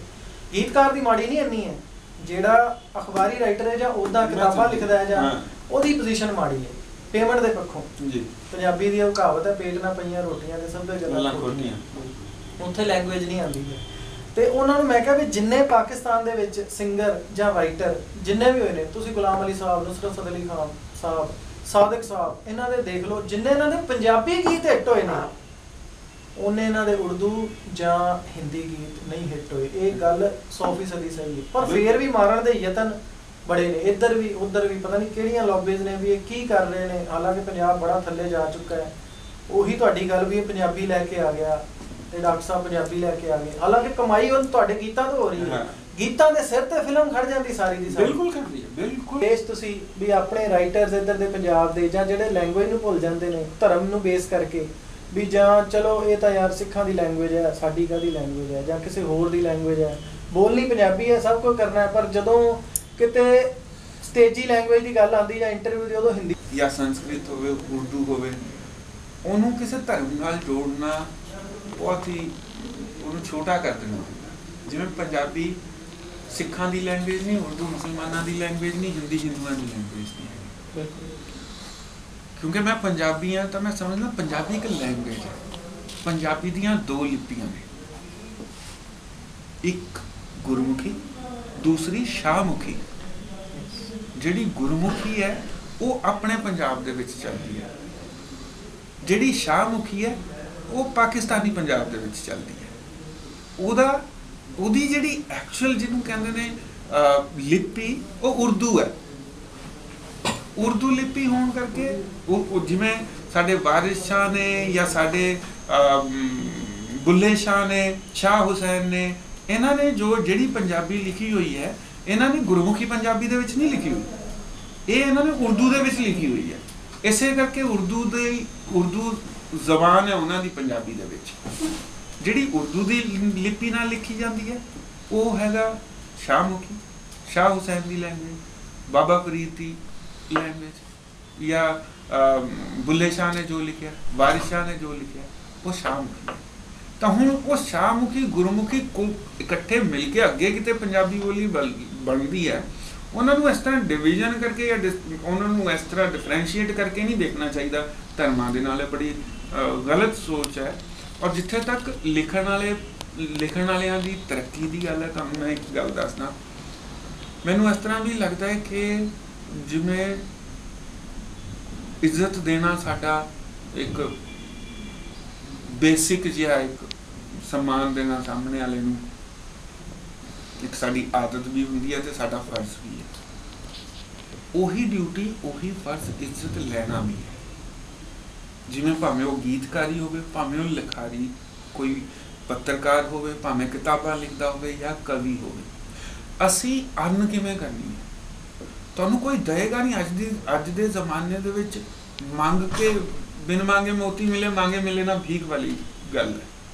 ਤੁਸੀਂ ਉਹਨਾਂ ਦੇ ਰਾਈਟਸ ਪ੍ਰੋਟੈਕਟ ਕਿਵੇਂ ਕਰ ਸਕਦੇ ਹੋ? ਜਾਂ ਜਿਵੇਂ ਹੁਣ ਫਿਲਮ ਇੰਡਸਟਰੀ ਦੇ ਵਿੱਚ ਰਾਈਟਰਸ ਦੇ ਰਾਈਟਸ ਦੀ ਗੱਲ ਹੋਈ ਹੈ ਨਾ, ਤੇ ਇੱਕ ਲੜਾਈ ਲੜੀ ਗਈ, ਉਸ ਲੜਾਈ ਦੇ ਪੱਖੋਂ, ਲੜਾਈ ਤੋਂ ਬਾਅਦ ਹੁਣ ਫੈਸਲਾ ਹੋਇਆ ਜਿਹੜਾ ਕਿ ਰਾਈਟਰਸ ਦੇ ਹੱਕ ਦੇ ਵਿੱਚ ਫੈਸਲਾ ਹੋ ਗਿਆ। ਅਸੀਂ ਆਪਣੇ ਆਪ ਨੂੰ ਕਿੰਨਾ ਕੁ ਵਿਚਾਰਾ ਮੰਨਦੇ ਹਾਂ, ਜਾਂ ਅਸੀਂ ਆਪਣੇ ਆਪ ਨੂੰ ਕਿੰਨਾ ਕੁ ਵਿਚਾਰਾ ਨਹੀਂ ਮੰਨਦੇ, ਜਾਂ ਕਿੰਨੇ ਕੁ ਅਸੀਂ ਡੈਸਪਰੇਟ ਹਾਂ ਉਸ ਚੀਜ਼ ਦੇ ਬਾਰੇ, ਜਾਂ ਕਿੰਨੇ ਕੁ ਅਸੀਂ ਡੈਸਪਰੇਟ ਨਹੀਂ ਹਾਂ। ਓਬਵੀਅਸਲੀ ਸਰਕਾਰਾਂ ਜਾਂ ਸਮਾਜ ਸਾਡੀ ਵੈਲਿਊ ਕਰੇਗਾ ਇੱਕ ਪੁਆਇੰਟ, ਉਹ ਹਮੇਸ਼ਾ, ਜਿਵੇਂ ਤੁਸੀਂ ਸੁਣਿਆ ਹੀ ਹੋਣਾ, ਕਹਿੰਦੇ ਨੇ ਕਿ ਲਿਖਾਰੀ ਦੀ ਵੈਲਿਊ ਉਹਦੇ ਜਾਣ ਤੋਂ ਬਾਅਦ ਹੀ ਹੁੰਦੀ ਹੈ, ਕਿਸੇ ਪੋਇਟ ਦੀ ਵੈਲਿਊ ਉਹਦੇ ਜਾਣ ਤੋਂ ਬਾਅਦ ਹੀ ਹੁੰਦੀ ਹੈ। ਪਰ ਅਸੀਂ ਉਹਨਾਂ ਪੋਇਟਾਂ 'ਚੋਂ ਨਹੀਂ ਬਣਨਾ ਚਾਹੁੰਦੇ। ਸਾਨੂੰ ਜੋ ਚਾਹੀਦਾ ਜਾਂ ਜੋ ਅਸੀਂ ਡਿਮਾਂਡ ਕਰਦੇ ਹਾਂ ਉਹ ਅੱਜ ਚਾਹੀਦਾ ਤੇ ਹੁਣ ਚਾਹੀਦਾ, ਰਾਈਟ? ਤੇ ਆਪਣੇ ਉਸ ਡਿਮਾਂਡ ਨੇ ਆਪਣੇ ਉਸ ਰਾਈਟ ਨੂੰ ਪ੍ਰੋਟੈਕਟ ਕਰਨਾ ਕਿਸੇ ਨਾ ਕਿਤੇ ਸਾਡਾ ਹੀ ਹੱਕ ਵੀ ਹੈ ਔਰ ਸਾਡੀ ਲੋੜ ਵੀ ਹੈ। ਔਰ ਸਰਕਾਰੀ ਤੌਰ ਤੇ ਨਹੀਂ, ਅਦਬੀ ਤੌਰ ਤੇ ਅਸੀਂ ਕਿਵੇਂ ਇਕੱਠੇ ਹੋ ਕੇ ਅੱਗੇ ਵੱਧ ਕੇ, ਜਾਂ ਅਸੀਂ ਕਿਹੜਾ ਇੱਕ ਪਲੇਟਫਾਰਮ ਬਣਾ ਸਕਦੇ ਹਾਂ ਜਿਹੜਾ ਸਾਡਾ ਇੱਕ ਸਾਂਝਾ ਪਲੇਟਫਾਰਮ ਹੋਵੇ। ਜਿਵੇਂ ਇਹ ਜਿਹੜੀ ਹਿੰਦੀ ਫਿਲਮ ਇੰਡਸਟਰੀ ਦੇ ਵਿੱਚ ਗੀਤਕਾਰਾਂ ਦੀ ਇੱਕ ਲੜਾਈ ਚੱਲੀ, ਤੇ ਉਹ ਜਾਵੇਦ ਸਾਹਿਬ, ਉਹਦੇ ਕੀ ਲੜਾਈ ਸੀ ਜੀ? ਉਹ ਰਾਈਟਸ ਦੀ ਲੜਾਈ ਸੀ, ਲੜਾਈ ਪਬਲਿਸ਼ਿੰਗ ਰਾਈਟਸ ਦੀ ਲੜਾਈ ਸੀ। ਉਹ ਲੜਾਈ ਇਹ ਸੀ ਵੀ ਪਹਿਲਾਂ ਇਹ ਹੁੰਦਾ ਸੀ ਵੀ ਅਸੀਂ ਜਿਹੜਾ ਗੀਤ ਲਿਖਦਾ ਉਹ ਜਿਹੜਾ ਪ੍ਰੋਡਿਊਸਰ ਹੁੰਦਾ ਸੀ ਉਹਦੀ ਮਲਕੀਅਤ ਬਣ ਜਾਂਦਾ ਸੀ। ਠੀਕ। ਹੁਣ ਇਹ ਹੈ ਵੀ ਸਾਡਾ ਜਿਹੜਾ ਅਸੀਂ ਗੀਤ ਲਿਖਿਆ, ਉਹ ਗੀਤ ਲਿਖਿਆ ਕਾਪੀਰਾਈਟ ਸਾਡਾ ਰਹੇਗਾ, ਇਸਤੇਮਾਲ ਤੁਸੀਂ ਕਰੋ। ਅਸੀਂ ਤੁਸੀਂ ਸਾਨੂੰ ਪੈਸੇ ਦੇ ਰਹੇ ਹੋ, ਉਹ ਪੈਸੇ ਦੇਣ ਤੁਹਾਨੂੰ ਅਸੀਂ ਉਸ ਚੀਜ਼ ਤੇ ਲੈ ਰਹੇ ਹਾਂ ਕਿ ਤੁਸੀਂ ਸਾਡੇ ਇਸ ਗੀਤ ਨੂੰ ਇੱਥੇ ਫਲਾਂ ਜਗ੍ਹਾ ਤੇ ਇਸਤੇਮਾਲ ਕਰ ਸਕਦੇ ਹੋ। 5 ਸਾਲ ਤੁਹਾਡਾ ਉਹ ਗੀਤ ਚੱਲ ਜਾਂਦਾ ਹੈ, 5 ਸਾਲ ਬਾਅਦ ਇੱਕ ਨਵਾਂ ਸਿੰਗਰ ਉੱਠਦਾ, ਉਹਨੂੰ ਗੀਤ ਤੁਹਾਡਾ ਬੜਾ ਪਸੰਦ ਆ ਗਿਆ, ਉਹਨੂੰ ਤੁਸੀਂ ਦੁਬਾਰਾ ਉਹ ਸਾਰਾ ਪਿੱਛੇ ਟਰੈਕ ਬਦਲ ਕੇ ਗਾਣ ਦੀ ਇਜਾਜ਼ਤ ਦੇ ਸਕਦੇ ਹੋ? ਇਹ ਉਸ ਗੀਤ ਦਾ ਰਾਈਟ ਤੁਹਾਨੂੰ ਮੈਂ ਦੱਸਾਂ, ਇੱਕ ਵਾਰ ਜਿਹੜਾ ਮੇਰਾ ਲਿਖਿਆ ਹੋਇਆ ਉਹ ਰਾਈਟ ਮੇਰੇ ਕੋਲ ਹੀ ਨੇ। ਈਵਨ ਮੈਂ ਇਜਾਜ਼ਤ ਜੇ ਦੇ ਸਕਦਾ ਇੱਕ ਕੰਪਨਸੇਸ਼ਨ ਤੇ, ਮੈਂ ਉਹਨੂੰ ਇਜਾਜ਼ਤ MG ਜਿਹਨੂੰ ਕਹਿੰਦੇ ਨੇ, ਮਿਨੀਮਮ ਗਰੰਟੀ, ਉਹ ਤੇ ਮੈਂ ਉਹਨੂੰ ਇਜਾਜ਼ਤ ਦੇ ਸਕਦਾ। ਪਰ ਜੇ ਮੈਂ ਇਹ ਕਹਾਂ ਵੀ ਹੁਣ ਮੇਰੇ ਗੀਤ ਦੇ ਰਾਈਟਸ ਮੈਂ ਆਪਣੇ ਫਲਾਂ ਬੰਦੇ ਨੂੰ, ਦੋਸਤ ਨੂੰ ਦੇ ਰਿਹਾ, ਉਹ ਹੱਕ ਮੇਰੇ ਕੋਲ ਵੀ ਨਹੀਂ ਹੈ। ਨਹੀਂ, ਉਹਨੂੰ ਗਾਣ ਦੀ ਇਜਾਜ਼ਤ ਦੇ ਸਕਦੇ ਹੋ? ਹਾਂ ਬਿਲਕੁਲ ਦੇ ਸਕਦੇ ਹੋ। ਤੂੰ ਕੰਪੋਜੀਸ਼ਨ ਉਹੀ ਰੱਖ ਲੈ ਜਾਂ ਬਦਲ ਲੈ, ਵੀ ਉਹ ਗੀਤ ਕੰਪੋਜੀਸ਼ਨ ਤੇ ਮੇਰਾ ਹੱਥ ਨਹੀਂ, ਕੰਪੋਜੀਸ਼ਨ ਤੇ ਮਿਊਜ਼ਿਕ ਡਾਇਰੈਕਟਰ ਦਾ ਹੱਕ ਹੈ, ਬੋਲਾਂ ਤੇ ਮੇਰਾ ਹੱਕ ਹੈ, ਰਾਈਟ? ਤਾਂ ਉਹ ਬੇਸਿਕਲੀ ਜਿੱਥੇ ਉਹ ਗੀਤ ਯੂਜ਼ ਹੁੰਦਾ ਜਾਂ ਜਿਵੇਂ ਯੂਜ਼ ਹੁੰਦਾ ਉਹਦਾ ਤੁਸੀਂ ਕਾਪੀਰਾਈਟ, ਪਹਿਲਾਂ ਕੀ ਸੀ, ਤੁਸੀਂ ਇੱਕ ਵਾਰ ਲੰਮਸਮ ਤੁਹਾਡਾ ਅਮਾਉਂਟ ਹੋਇਆ, ਚੀਜ਼ ਖਤਮ ਹੋ ਗਈ। ਹੁਣ ਉਹ ਨਹੀਂ ਖਤਮ ਹੋਈ, ਭਾਵੇਂ ਉਹ ਰੇਡੀਓ ਤੇ ਵੱਜ ਰਿਹਾ, ਭਾਵੇਂ ਉਹ TV ਤੇ ਵੱਜ ਰਿਹਾ, ਪ੍ਰਾਪਰਟੀ ਉਹ ਤੁਹਾਡੀ ਹੈ। ਨਹੀਂ, ਸਿੰਗਰ ਮਰ ਗਿਆ, ਮਿਊਜ਼ਿਕ ਡਾਇਰੈਕਟਰ ਮਰ ਗਿਆ, ਰਾਈਟਰ ਜਿੰਦਾ, ਤਾਂ ਉਹ ਰਾਈਟ ਦੇ ਸਕਦਾ ਦੁਬਾਰਾ? ਗੀਤ ਬੜਾ ਹਿੱਟ ਹੋ ਚੁੱਕਾ ਹੈ, ਉਹ ਆਪਣੇ ਹਿੱਸੇ ਦਾ ਦੇ ਸਕਦਾ, ਰਾਈਟਿੰਗ ਦਾ ਦੇ ਸਕਦਾ। ਨਹੀਂ, ਪਰ ਰਾਈਟਿੰਗ ਨੂੰ ਕਿਤੇ ਨਾ ਉਹਨੇ ਵਰਤਣਾ ਹੈ ਨਾ, ਗਾ ਕੇ ਹੀ ਵਰਤਣਾ ਹੈ ਉਹਨੇ। ਤਾਂ ਕੰਪੋਜੀਸ਼ਨ ਦਾ ਨਹੀਂ ਨਾ ਦੇ ਸਕਦਾ, ਕੰਪੋਜੀਸ਼ਨ ਕਿਸੇ ਹੋਰ ਬੰਦੇ ਦਾ ਹੱਕ ਹੈ। ਇਹ ਉਸ ਤਰ੍ਹਾਂ ਦੀ ਗੱਲ ਹੋ ਗਈ, ਇੱਕ ਪਲਾਟ ਹੈ, ਉਹਦੇ ਉੱਪਰ 3 ਬੰਦਿਆਂ ਦਾ ਹੱਕ ਹੈ, ਤਾਂ ਉਹ ਪੂਰਾ ਪਲਾਟ ਕਿਵੇਂ ਇੱਕ ਬੰਦੇ ਦੇ ਨਾਲ ਆ ਸਕਦਾ? ਤਿੰਨਾਂ ਦਾ ਹੀ ਸਾਈਨ ਚਾਹੀਦੇ ਨੇ। ਉਹ ਤਿੰਨਾਂ, ਮੰਨ ਲਓ ਉਹਨਾਂ ਚੋਂ 2 ਨਹੀਂ ਵੀ ਹੈਗੇ, ਉਹਨਾਂ ਦੇ ਕਿਡਸ ਐਂਡ ਕਿੰਸ ਤਾਂ ਹੋਣਗੇ। ਅੱਜ ਰਫੀ ਸਾਹਿਬ ਨਹੀਂ ਤਾਂ ਉਹਨਾਂ ਦੇ ਬੇਟੇ ਤਾਂ ਹੈਗੇ, ਤਾਂ ਉਹ ਤੋਂ ਬਾਅਦ ਤੁਸੀਂ ਉਹ ਰਾਈਟ, ਮਤਲਬ ਜਿਸ ਆਪਣੀਆਂ ਆਉਣ ਵਾਲੀਆਂ ਫਿਲਮਾਂ ਕੁਝ, ਮੇਰੀ ਆਉਣ ਵਾਲੀ ਫਿਲਮ A.R. ਰਹਿਮਾਨ ਸਾਹਿਬ ਨਾਲ ਰਾਂਝਣਾ ਆ ਰਹੀ ਹੈ। A.R. ਰਹਿਮਾਨ ਮਿਊਜ਼ਿਕ ਡਾਇਰੈਕਟਰ ਨੇ। ਉਹ ਤੋਂ ਇਲਾਵਾ ਆਸ਼ਕੀ 2 ਆ ਰਹੀ ਹੈ, ਫਟਾ ਪੋਸਟਰ ਨਿਕਲਾ ਹੀਰੋ ਆ ਰਹੀ ਹੈ, ਪ੍ਰੀਤਮ ਨਾਲ ਸ਼ਾਹਿਦ ਕਪੂਰ ਹੀਰੋ ਹੈ, ਅਕਸ਼ੇ ਕੁਮਾਰ ਦੀ ਸਪੈਸ਼ਲ 26 ਆ ਰਹੀ ਹੈ। ਸਪੈਸ਼ਲ 26? ਹਾਂਜੀ, ਸਪੈਸ਼ਲ 26 ਆ ਰਹੀ ਹੈ। ਤੇ ਉਹ ਤੋਂ ਇਲਾਵਾ ਆਪਣੀ ਯਾਰੀਆਂ ਪਿਕਚਰ ਆ ਰਹੀ ਹੈ TCD ਦੀ। ਤੇ ਕਿਸੇ ਪੰਜਾਬੀ, ਹੁਣ ਧੜਾ ਪੰਜਾਬੀ 'ਚ ਫਿਲਮਾਂ ਬਣਨ ਲੱਗ ਗਈਆਂ, ਇੱਧਰ ਉਹਨਾਂ ਨੂੰ ਸਕੋਪ ਦਿਖਿਆ, ਵੱਡੀਆਂ ਕੰਪਨੀਆਂ ਨੂੰ, ਵੱਡੇ ਧਨਾੜ ਬੰਦਿਆਂ ਨੂੰ, ਜਿਨ੍ਹਾਂ ਨੂੰ ਪੈਸਾ ਬਹੁਤ ਹੈ, ਬਸ ਇਹ ਦੇਖਣਾ ਹੁੰਦਾ ਵੀ ਕਿੱਧਰ ਸਕੋਪ ਆ ਗਿਆ। ਜੀ, ਜੀ। 10 ਮਹੀਨੇ ਲਈ ਜਾਂ 2 ਮਹੀਨੇ ਲਈ ਕਿੱਧਰ ਬੂਮ ਆਇਆ, ਕਿਵੇਂ, ਉੱਧਰ ਪੈਸਾ ਹਾਂ, ਸੁੱਟੋ। right। ਤੇ ਇੱਧਰ ਸਾਰਿਆਂ ਦਾ ਹੀ ਰੁੱਖ, ਬਾਲੀਵੁੱਡ ਦਾ ਈਵਨ ਰੁੱਖ ਇੱਧਰ ਹੋ ਗਿਆ ਵੀ 3 ਕਰੋੜ ਲਾਓ, ਹਾਂ। 7 ਕਰੋੜ ਕਮਾਓ, ਛੁੱਟੀ, ਬਿਲਕੁਲ। ਬਜਾਏ ਕਿ 100 ਕਰੋੜ ਲਾ ਕੇ 110 ਕਰੋੜ ਇਕੱਠਾ ਕਰਨ ਦੇ। ਬਿਲਕੁਲ ਬਿਲਕੁਲ। ਪੰਜਾਬੀ ਕਿਸੇ ਪ੍ਰੋਡਿਊਸਰ ਨੇ ਵੀ ਤੁਹਾਡੇ ਨਾਲ ਸੰਪਰਕ ਰਾਬਤਾ ਕੀਤਾ ਹੈ ਕਿ ਤੁਹਾਡਾ ਇੰਨਾ ਰੇਟ ਹੀ ਭਰਨ ਦੇ ਯੋਗ ਨਹੀਂ ਹੈਗੇ ਕਿ ਵੀ ਮੇਰੇ ਨਾਲ ਪਤਾ ਨਹੀਂ, ਮਤਲਬ ਮੇਰੇ ਨਾਲ ਕਿਸੇ ਨੇ ਰਾਬਤਾ ਨਹੀਂ ਕੀਤਾ ਹਾਲੇ ਤੱਕ, ਪਰ ਇਸ ਤਰ੍ਹਾਂ ਹੈ ਵੀ ਮੈਂ ਪੰਜਾਬੀ, ਈਵਨ ਪੰਜਾਬੀ ਦਾ ਵੀ ਜੋ ਤੁਸੀਂ ਬਿਲਕੁਲ ਕਰੈਕਟ ਗੱਲ ਕੀਤੀ ਹੈ ਕਿ 2 ਲਾਓ ਤੇ 4 ਕਮਾਓ ਵਾਲਾ ਸਿਸਟਮ ਹੈ, 2 ਲਾਓ ਤੇ 4 ਕਮਾਓ ਦਾ ਸਿਸਟਮ ਵੀ ਨਾ ਇਹ ਬਿਲਕੁਲ it's kind of property dealing, you know, it's not film making. ਤੁਸੀਂ ਇਹ ਸੋਚ ਰਹੇ ਹੋ ਵੀ ਅੱਜ ਮੈਂ ਦੁਕਾਨ ਖਰੀਦ ਲਈ ਹੈ, 6 ਮਹੀਨੇ ਬਾਅਦ ਇਹ ਇੰਨਿਆਂ ਦੀ ਵਿਕ ਜਾਣੀ ਹੈ, ਇਹ ਉਸ ਤਰ੍ਹਾਂ ਦਾ ਕੰਮ ਹੋਇਆ ਹੈ। ਅਸੀਂ ਐਕਚੁਅਲੀ ਓਵਰਆਲ ਉਹਨੂੰ ਕਿਤੇ ਅੱਗੇ ਲਿਜਾ ਰਹੇ ਹਾਂ। ਉਹ ਪਹਿਲਾਂ ਜਿਹੜੀਆਂ ਪੰਜਾਬੀ ਫਿਲਮਾਂ ਬਣਦੀਆਂ ਹੁੰਦੀਆਂ ਸੀ ਜਿਸ 'ਚ ਜਿਹੜੀਆਂ ਜੱਟ ਦੇ ਪਿੱਛੇ ਹੀ ਭੱਜੀਆਂ ਰਹਿੰਦੀਆਂ ਸੀ, ਕਦੇ ਜੱਟ ਦੀ ਜ਼ਮੀਨ ਤੇ ਜੱਟ ਦਾ ਗੰਡਾਸਾ ਤੇ ਜੱਟ ਦਾ ਇਹ ਤੇ ਜੱਟ ਦਾ ਉਹ ਤੋਂ ਅਸੀਂ ਕਿਤੇ ਅੱਗੇ ਵਧੇ ਹਾਂ।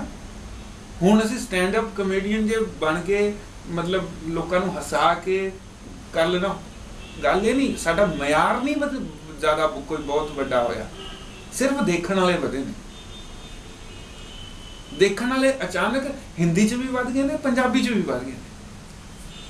ਇਸ ਕਰਕੇ ਤੁਸੀਂ ਦੇਖੋ ਪਿਛਲੇ ਸਾਲ ਤੋਂ ਕੋਈ ਵੀ ਹਿੰਦੀ ਫਿਲਮ ਫਲॉप ਨਹੀਂ ਹੋਈ, ਇੱਕ ਅੱਧੀ ਕੋਈ ਫਲॉप ਹੋਈ ਹੋਏਗੀ ਜਿਹੜੀ ਜਮਾ ਹੀ ਮਾੜੀ ਹੋਏਗੀ। ਬੰਬੇ ਫਿਲਮ ਇੰਡਸਟਰੀ ਦੇ ਵਿੱਚ ਗਾਇਕਾਂ ਨੂੰ ਪਲੇਬੈਕ ਗਾਇਕਾਂ ਦਾ ਦੌਰ ਅਜੇ ਵੀ ਜਾਰੀ ਹੈ। ਇੱਥੇ ਜਿਹੜੇ ਗਾਇਕ ਨੇ ਉਹਨਾਂ ਨੂੰ ਕਿਹਾ ਜਾਂਦਾ ਤੂੰ ਡਾਂਸ। ਬਿਲਕੁਲ ਬਿਲਕੁਲ। ਇਹ ਕਿਤੇ ਕੋਈ ਆਸ ਹੈਗੀ ਹੈ ਕਿ ਕੰਪਨੀਆਂ ਵਾਲਿਆਂ ਨਾਲ ਗੱਲ ਹੋਈ, ਉਹ ਕਹਿੰਦੇ 1 ਰੁਪਿਆ ਡਾਊਨਲੋਡਿੰਗ ਦਾ ਸਾਨੂੰ ਮਿਲਣਾ ਸ਼ੁਰੂ ਹੋ ਜਾਏ, 50 ਪੈਸੇ ਪਰ ਗਾਣਾ ਸਾਨੂੰ ਡਾਊਨਲੋਡਿੰਗ ਦਾ ਸਾਈਟਾਂ ਤੋਂ ਮਿਲ ਜਾਵੇ ਨਾ, ਤਾਂ ਅਸੀਂ ਉਹੀ ਦੌਰ ਅੱਜ ਤੋਂ 20 ਸਾਲ 22 ਸਾਲ ਪਹਿਲਾਂ ਵਾਲਾ ਵੀ ਅਸੀਂ ਟੈਚੀ ਲੈ ਕੇ ਪੰਜਾਬੀ ਗਾਇਕਾਂ ਦੇ ਘਰ ਦੇ ਬਾਹਰ ਖੜੇ ਹੋਵਾਂਗੇ। ਪਰ ਜੇ ਬੰਬੇ ਫਿਲਮ ਇੰਡਸਟਰੀ ਵੱਲ ਦੇਖਿਆ ਜਾਵੇ ਉਹਦੇ ਉੱਤੇ ਪਾਇਰੇਸੀ ਦਾ ਕੋਈ ਅਸਰ ਹੀ ਨਹੀਂ ਹੋਇਆ। ਗਾਇਕਾਂ ਦੇ ਰੇਟ ਅੱਜ ਵੀ ਉੱਥੇ ਉਨੇ ਹੀ ਨੇ, ਵਧੇ ਨੇ, ਬਹੁਤ ਵਧੇ ਨੇ, ਤੇ ਇਨਕਮ ਟੈਕਸ ਦੇ ਛਾਪੇ ਪੈ ਰਹੇ ਨੇ, ਮੈਂ ਪੜ੍ਹ ਰਿਹਾ ਗਾਇਕਾਂ ਦੇ ਉੱਤੇ। ਤੇ ਇੱਥੇ ਜਿਹੜੇ ਨੇ ਵਿਚਾਰੇ ਰੋਟੀ ਤੋਂ ਆਤਰ ਹੋਏ ਬੈਠੇ ਗਾਇਕ, ਇਹ ਨਹੀਂ ਵੀ ਟੈਲੈਂਟ ਦੀ ਕਮੀ, ਉਹਨਾਂ ਨੂੰ ਉੱਚਾ ਗਾਉਂਦੇ ਨੇ, ਉਹਨਾਂ ਨੂੰ ਸੁਰੀਲਾ ਗਾਉਂਦੇ ਨੇ, ਜ਼ਬਰਦਸਤ ਗਾਉਂਦੇ ਨੇ। ਪਰ ਕਰਨਾ ਹੈ ਤੁਸੀਂ, ਯੂ ਆਰ ਨਾਟ ਅ ਗਾਇਕ, ਤੁਸੀਂ ਗਾਇਕ ਨਹੀਂ ਬਣ ਰਹੇ, ਤੁਸੀਂ ਇੱਕ ਪਰਫਾਰਮਰ ਬਣ ਰਹੇ ਹੋ। ਪਰਫਾਰਮਰ ਔਰ ਸਿੰਗਰ ਦੇ ਵਿੱਚ ਬੜਾ ਫਰਕ ਹੈ। ਪਰਫਾਰਮਰ ਦੇ ਵਿੱਚ 6 ਚੀਜ਼ਾਂ ਹੋਰ ਨਾਲ ਚਾਹੀਦੀਆਂ ਹੁੰਦੀਆਂ ਗਾਇਕੀ ਦੇ।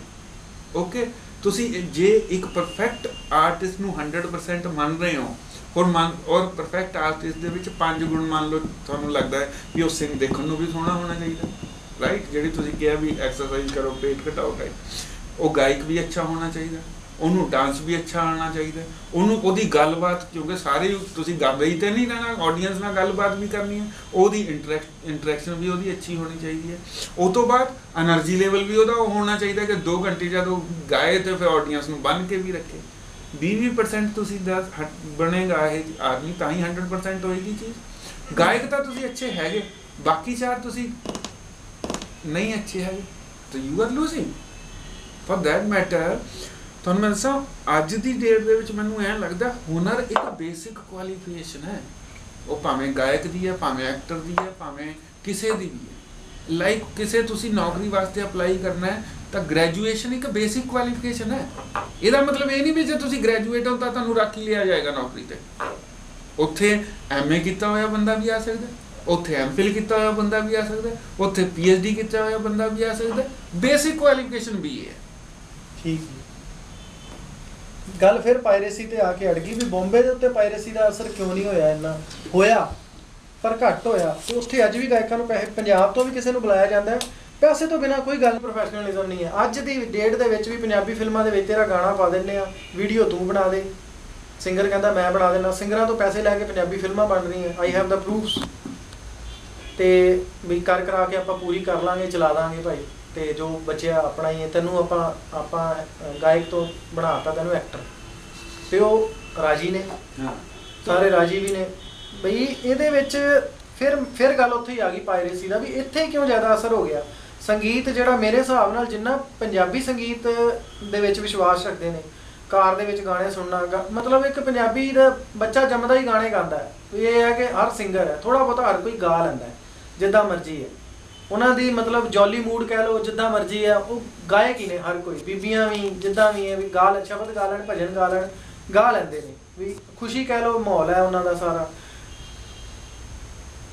ਇਸ ਸਭ ਦੇ ਬਾਵਜੂਦ ਵੀ ਬੰਬੇ ਦੇ ਉੱਤੇ ਅਸਰ ਨਹੀਂ ਹੋਇਆ, ਪੰਜਾਬੀਆਂ ਦੇ ਉੱਤੇ ਇੰਨਾ ਅਸਰ ਕਿਉਂ ਹੋਇਆ? ਇੰਨੇ ਮਤਲਬ ਪ੍ਰੋਡਿਊਸ ਹੁੰਦੀਆਂ ਕੈਸਟਾਂ, ਸਭ ਕੁਝ ਹੁੰਦਾ, ਸਾਨੂੰ ਮਿਲਦਾ ਹੈ, ਮਤਲਬ ਉਹਦੇ ਰੀਮੇਕ ਬਣਾਏ ਜਾਂਦੇ ਨੇ ਗਾਣੇ ਦੇ। ਪੰਜਾਬ ਦੇ ਵਿੱਚ ਗਾਣਾ ਹਿੱਟ ਹੋਇਆ ਤੇ ਉਹਦਾ ਰੀਮੇਕ ਬੰਬੇ 'ਚ ਬਣ ਰਿਹਾ ਦੁਬਾਰਾ। ਜੀ ਪੈਸਾ ਪੈਸਾ ਕਰਦੀ ਹੈ ਕਿਉਂ ਪੈਸੇ ਉੱਤੇ ਮਰਦੀ ਹੈ, ਕਈ ਗਾਣੇ ਨੇ, ਹਜ਼ਾਰਾਂ ਗਾਣੇ ਇਦਾਂ ਦੇ ਹੋਣਗੇ ਜਿਹੜੇ ਉਹਨਾਂ ਨੂੰ ਰਾਈਟਰ ਦੁਬਾਰਾ ਬੰਬੇ ਨੇ ਜਾ ਕੇ ਇੰਨੇ ਹਿੱਟ ਕਰਤੇ।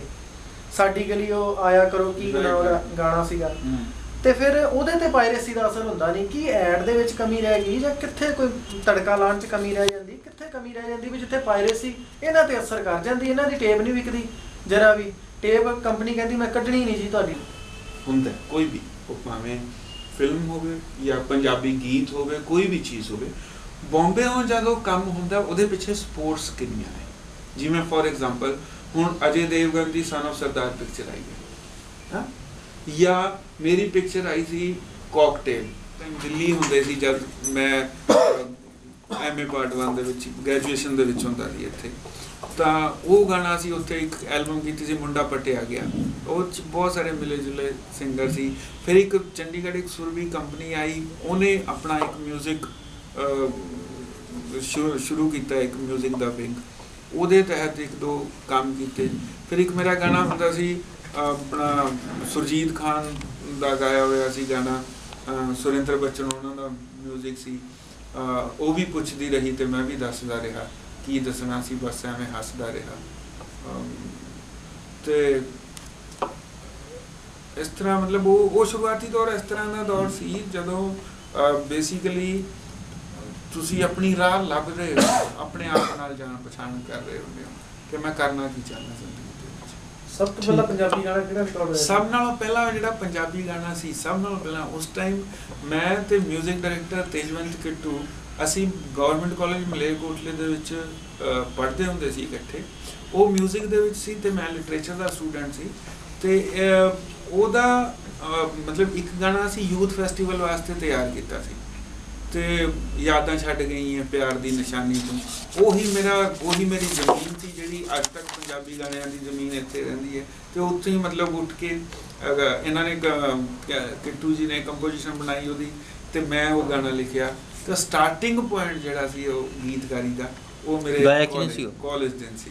ਕਾਲਜ ਸਟੂਡੈਂਟ ਨੇ ਗਾਇਆ ਸੀ ਉਹ ਗਾਇਆ ਵੀ ਉਸ ਟਾਈਮ, ਉਹ ਮਿਊਜ਼ਿਕ ਦੇ ਸਟੂਡੈਂਟ ਸੀ ਤੇਜਵੰਤ ਕਿੱਟੂ, ਉਹ ਗਾਇਆ ਵੀ ਉਹਨਾਂ ਨੇ, ਕੰਪੋਜ਼ ਵੀ ਉਹਨਾਂ ਨੇ ਕੀਤਾ ਸੀ ਤੇ ਮੈਂ ਲਿਖਿਆ ਵੀ ਸੀ। ਤੇ ਉਸ ਗਾਣੇ ਨੇ ਬਹੁਤ ਸਾਰੇ ਯੂਥ ਫੈਸਟੀਵਲ ਦੇ ਵਿੱਚ ਬਹੁਤ ਜਗ੍ਹਾ ਤੇ ਬਹੁਤ ਸਾਰੇ। ਡਾਕਟਰ ਸਾਹਿਬ ਕਨਕਲੂਡ ਕਰਦੇ ਹੋਇਆ, ਪੰਜਾਬੀ ਗੀਤਕਾਰਾਂ ਗਾਇਕਾਂ ਜਿਨ੍ਹਾਂ ਦੀ ਹੁਣ ਅੱਜ ਇਨਕਮ ਟੈਕਸ ਦੇ ਛਾਪੇ ਵੀ ਪੈਣ ਲੱਗ ਗਏ ਉਹਨਾਂ ਤੇ, ਉਹਨਾਂ ਲਈ ਕੋਈ ਸੰਦੇਸ਼ ਜਾਂ ਪੰਜਾਬੀ ਸੁਣਨ ਵਾਲੇ ਸਰੋਤਿਆਂ ਲਈ ਕੋਈ ਸੰਦੇਸ਼? ਕਿਉਂਕਿ ਤੁਸੀਂ ਪੰਜਾਬ ਦੀ ਮਿੱਟੀ ਨਾਲ ਜੁੜੇ ਹੋਏ, ਤੁਹਾਨੂੰ ਪਤਾ ਹੈ, ਤੁਸੀਂ ਪਲ ਪਲ ਦੀ ਖਬਰ ਰੱਖਦੇ ਹੋ ਪੰਜਾਬ ਦੀ ਵੀ, ਕਿਉਂਕਿ ਉੱਥੇ ਤੁਸੀਂ ਜਾ ਕੇ ਇੱਕ ਪੰਜਾਬ ਵਸਾਤਾ, ਜਿਵੇਂ ਤੁਹਾਡੇ ਕਹੇ ਦੇ ਮੁਤਾਬਕ ਵੀ ਉਹ ਕਹਿੰਦੇ ਪੰਜਾਬੀ ਲੈ ਕੇ ਆ ਗਿਆ ਡਾਕਟਰ।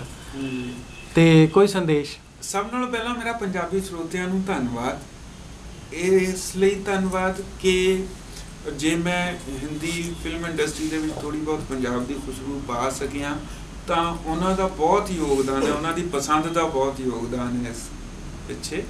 ਤੇ ਦੂਸਰਾ, ਮੈਂ ਉਹਨਾਂ ਨੂੰ ਇੱਕ ਇਹ ਬਹੁਤ ਹੀ ਦੋਸਤਾਨਾ ਰਾਏ ਜ਼ਰੂਰ ਦੇਣਾ ਚਾਹੂੰਗਾ ਕਿ ਕੋਈ ਵੀ ਗੀਤ ਪਸੰਦ ਜਾਂ ਨਾ ਪਸੰਦ ਹਰ ਇੱਕ ਆਦਮੀ ਦੀ ਆਪਣੀ ਆਪਣੀ ਚੋਇਸ ਹੁੰਦੀ ਹੈ, ਪਰ ਫਿਰ ਵੀ ਕੋਈ ਗੀਤ ਸੁਣਨ ਤੋਂ ਬਾਅਦ ਸਾਡੇ ਦਿਲ ਦਿਮਾਗ 'ਤੇ ਜਾਂ ਸਾਡੇ ਬੱਚਿਆਂ 'ਤੇ ਕੀ ਅਸਰ ਪਾ ਰਿਹਾ ਹੈ, ਇਹ ਵੀ ਸੈਕਿੰਡ ਥਾਟ ਜ਼ਰੂਰ ਦੇ ਲੈਣਾ ਚਾਹੀਦਾ। ਆਪਣੀ ਪਸੰਦ ਨੂੰ ਵੀ ਕੁਐਸਚਨ ਮਾਰਕ ਜ਼ਰੂਰ ਕਦੇ ਨਾ ਕਦੇ ਲਾ ਲੈਣਾ ਚਾਹੀਦਾ ਕਿ ਕਈ ਵਾਰ ਤੁਹਾਡੀ ਪਸੰਦ ਦਾ ਇਫੈਕਟ ਸਿਰਫ ਤੁਹਾਡੇ 'ਤੇ ਹੀ ਨਹੀਂ, ਤੁਹਾਡੇ ਪਰਿਵਾਰ 'ਤੇ ਵੀ ਪੈਂਦਾ, ਤੁਹਾਡੇ ਬੱਚਿਆਂ 'ਤੇ ਵੀ ਪੈਂਦਾ, ਤੁਹਾਡੇ ਆਸ ਪੜੋਸ 'ਤੇ ਵੀ ਪੈਂਦਾ। ਜੇ ਅਸੀਂ ਉਹ 'ਤੇ ਚੈੱਕ ਰੱਖਾਂਗੇ ਤਾਂ ਮੈਨੂੰ ਲੱਗਦਾ ਕਿ ਅਸੀਂ ਆਪਣੀ ਪਸੰਦ ਵੀ ਬਿਹਤਰ ਕਰਾਂਗੇ, ਅਸੀਂ ਅਨਨੋਇੰਗਲੀ ਉਸ ਕਲਚਰ ਨੂੰ ਵੀ ਇਗਨੋਰ ਕਰਾਂਗੇ ਜਿਹੜਾ ਮਤਲਬ ਵਧੀਆ ਗੀਤਾਂ ਜਾਂ ਵਧੀਆ ਲਿਖਣ ਨੂੰ ਪ੍ਰਮੋਟ ਨਹੀਂ ਕਰ ਰਿਹਾ। ਤੇ ਰਹੀ ਗੱਲ ਗੀਤਕਾਰਾਂ ਦੀ ਪੰਜਾਬੀ, ਤੇ ਮੈਂ ਪੰਜਾਬੀ ਗੀਤਕਾਰਾਂ ਨੂੰ ਇਹ ਕਹਿਣਾ ਚਾਹੂੰਗਾ ਕਿ ਗੀਤ ਮੁਹੱਬਤ 'ਤੇ ਲਿਖਣੇ ਚਾਹੀਦੇ ਨੇ, ਕੁੜੀ 'ਤੇ ਨਹੀਂ ਲਿਖਣੇ ਚਾਹੀਦੇ। ਗੀਤ ਅਹਿਸਾਸ 'ਤੇ ਲਿਖਣੇ ਚਾਹੀਦੇ ਨੇ, ਫੀਲਿੰਗ 'ਤੇ ਲਿਖਣੇ ਚਾਹੀਦੇ ਨੇ, ਇਮੋਸ਼ਨ 'ਤੇ ਲਿਖਣੇ ਚਾਹੀਦੇ ਨੇ, ਨਾ ਕਿ ਸਿਰਫ ਅਸੀਂ